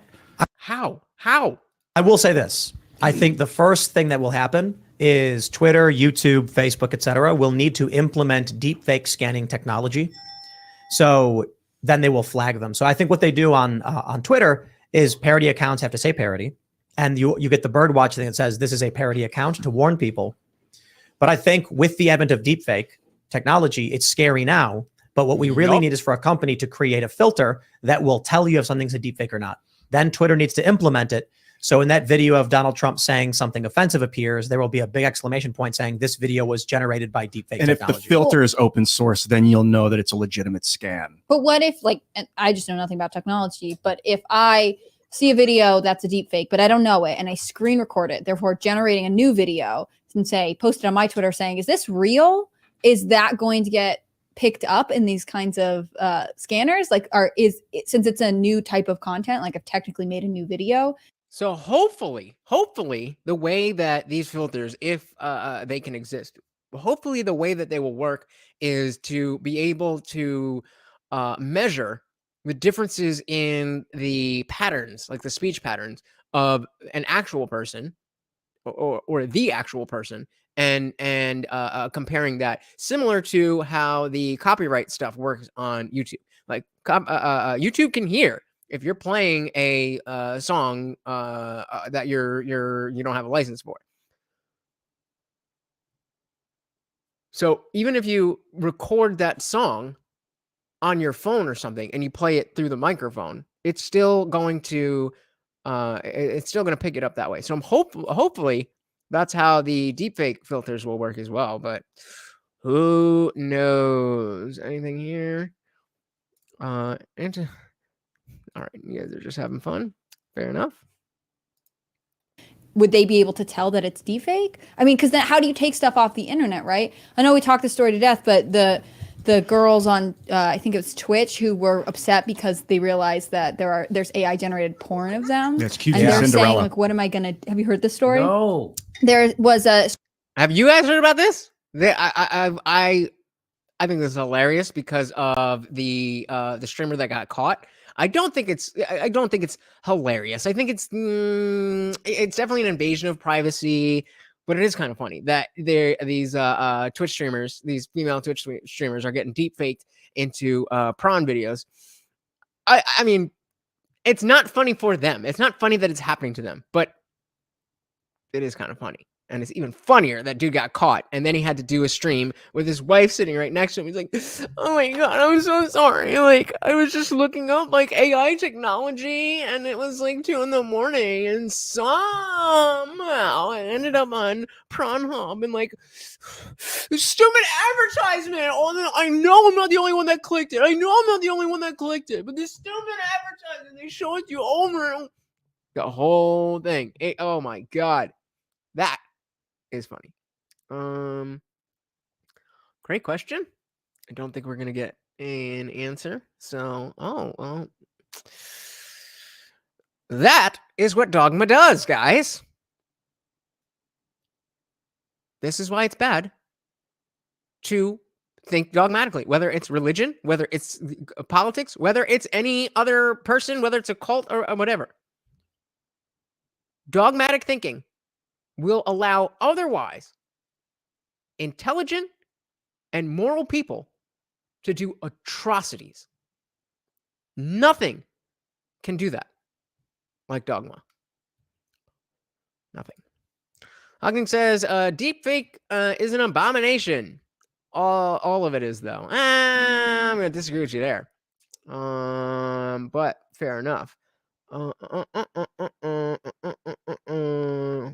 And of course, just for good measure, Streamer who got caught, I guess, looking at a company that you can, request a public figure's face, or maybe you can upload their image of a person's face, and they'll put it on a woman getting banged. Yeah, so it makes porn, and so there are, in particular, there are a couple different streamers who were saying, I have to fight this legally. I didn't make this. It's my image being used against my will. That part's not funny. That I definitely sympathize with, but it's a little funny. How am I supposed to stop this? And at that point, anyone who's watched it, who's recorded it, now has it and can put it up anywhere. I mean, how do you put this back in the box? It's really. I wonder if there is any, because we're talking about the blockchain, and this is very similar to the discussion around NFTs and how an NFT is supposed to be, its own thing. But it's really just a picture, and you can take a picture of the picture, and that's not technically the NFT, but you can't tell the difference because the NFT is just a picture or a GIF, whatever. I'm wondering if the blockchain is really the only way to get around this. I think blockchain technology is the only way to get around this. I mean, it doesn't make sense any other way. Really difficult. Here's the crazier thing too. Let's say Joe Biden gets caught on a hot mic saying something really offensive. This is what I was talking about. They could say it. Come on. Let's say Joe Biden gets caught on a hot mic saying something really offensive. They could say it's a deep fake. Exactly. So that was a deep fake. You never said that. And also, like, if I'm going to take your likeness, Jimmy, for instance, if I made a deep fake of you, but with a large forehead, is that impersonation? No. What if it's just a little bit bigger? Yeah. If you can do an impersonation of someone that sounds, it's uncanny, nobody bats an eye. You're allowed to do it. So what's the difference between if you did that or used an AI voice generator for parody purposes? How could you sue? It's like Seamus does Jordan Peterson's voice all the time. It's not like a 1-for-1. It's obvious that it's an impersonation. But is Jordan Peterson going to sue and be like, hey, that's my voice, you can't use it? No. But what if you used an AI to make it for the same exact reason? What's the difference? A tool to impersonate? Oh my God. This is a good argument. Because she does got the heavies. Somebody's gonna make that, and I do not want to see it. Somebody, whoever makes deepfake Nancy Pelosi prawn, you need to be locked up. And now I got the mental image. Mike, come on, man, come on. Yeah, that. Oh my goodness. Versus physically doing. I missed 30 seconds. Yep. Come on. Why are we The doing same exact reason. What's the difference? A tool to impersonate versus physically doing it? Yeah, that's interesting territory, man. I would say that there's got to be some way to discern that it's not an impersonation, that it's slightly off. But good luck, because the tech's so good, they're just going to make it exact. It reminds. Is it though? I sure hope not. I really hope we can differentiate this with technology, man. I am scared of this. Me of copyright law with music, right? When you have notes and they'll say this is just enough altered so it doesn't infringe on this. I mean, it will become very difficult, especially if you're saying, oh, well, it's Seamus's voice, but he's endorsing a product and it's making it sound like watching the courts sort this out is going to be fascinating, but it means that a lot of people will be ruled against, right? Their images will be allowed to be manipulated. When we talk about law, like they say that the law is decided in the courts, I'm finding more and more that law is decided in technology code. I think it's decided by... Interesting point. Tim's about to disagree with him, but that's an interesting point. Laws are decided in technology code. I'm very... that makes a lot of sense. I'm very interested to see what Tim has to say here, but listen to him again. He's talking about law is decided in the courts. I'm finding more and more that law is decided in technology code. I think it's decided by judges most of the time. I don't think law is decided by human culture, because a judge will not rule in a way that would get a Molotov thrown through his window. The law can say no putting a pie on your windowsill on Sunday, and no cop's going to arrest someone because it makes no sense. Molotov cocktail, or prevent him from being appointed to a position he may want to be in. Or prevent him from buying a muffin at his local bakery. I don't know, they're but just going to do whatever they think. If everybody thinks that dogs are illegal, but the technology is telling you that there are no dogs, then no one's going to... Culture is almost irrelevant at that point. We may be getting to that point where we rely on Google and search and soon AI for our information. Because if you go to Google and you ask, Google is done. Google is done. I mean, done. You know, they have such a grasp on the culture, but the share of how much people are going to need specifically the site of Google, gone. Because anything that you can once a ChatGPT is, constantly. I mean, you can already jailbreak it, because as of right now, it says that it only has information from 2021. But you can ask about stuff from this year and it will know.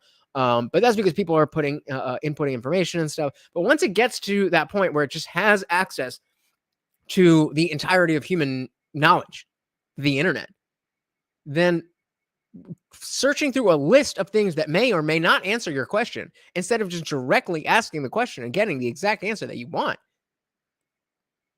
And OpenAI is not owned by Google, as far as I understand. So that might be a huge change. You type in, did X happen? And it says it never happened, because all these news articles pop up. People believe that, and that becomes their reality. Let me pull up this blog here. And they do control what you see. So Google does...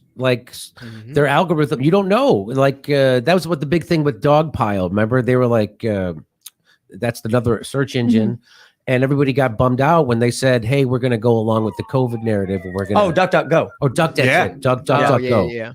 Yep. That was a shame. Man, DuckDuckGo was good for a while until they weren't. We're like, we're going to start censoring information. We're going to start deranking that, and we're going to start boosting authoritative sources. You're like, this is not what you guys don't. That's what Google does. You don't have to do that. So, of course, Big Pharma got some money in there somehow. That's all that was. Thanks for watching this clip from the Timcast. All right. So that was the clips that from the actual live show. Like I said, I really wanted to show you guys the member segment, but they straight up are just talking about Rona jab stuff. I will immediately, they might even take the whole channel down if I play that. So actually, why don't we do this? I'm so smart. here's what we're gonna do. We are gonna go right over to Discord to do the panel, and I'll play it over there. So if you have not, please join the Discord server. The link is in the description of this video. It is free to join. For now, it is free to join, and it will be free for you if you join while it's free. Very quickly, I have a number in my head. Once we get that number of members, I'm cutting it off, and everybody who's in is grandfathered in, and you will be part of the server for as long as you want to be, and you will never have to pay a dime. Everybody else is going to have to pay monthly, and they are going to want to. So make sure you get in there. We, I was going to try to, the clip from the Patrick Bet David podcast, which has Jimmy here. Where is he? Where is he? Yeah. So this thing that has him, I was gonna play a little bit of that because he talks kind of about the same stuff, but obviously it is it's on YouTube already. So I was like, all right, it's got to be, at least semi-kosher. But I would rather actually show you guys the member segment because they talk about things that you cannot talk about on YouTube. So make sure you head over there. Thank you. Hey, you as well, Divine and Ron. We're desperately waiting for you to come join us. We miss you every single time. We want you to be there. Same for you. No hacking necessary. It is free. Just make an account. Use a WhatsApp number or a fake email or whatever. I don't care. Just come in and hang out with us. Thank you for stopping by, Nick. I really do appreciate it, guys. If you have not already done so, please hit that like button. But before you go, I want to just give you a big thank you. I really appreciate each and every one of you, especially on Fridays. It's slow. I know you could be doing anything else. So the fact that you are here really means a lot to me. Thank you to Divine Rod and Indie Film for donating. That really does help. I promise it is due. I am putting all of that money to do everything that I can to bring you guys the best product, the best show that I can do. And I'm not perfect, but I'm getting better. And the more resources I have, we gonna get it. All right. So head on over to Discord and you will see me there in about 30 seconds. Thank you so much. Thank you for partying with me. I am your host, Lutch, aka the Indian Jesus, here to resurrect the second coming of common sense. Until next time, guys, I am out of here. Peace.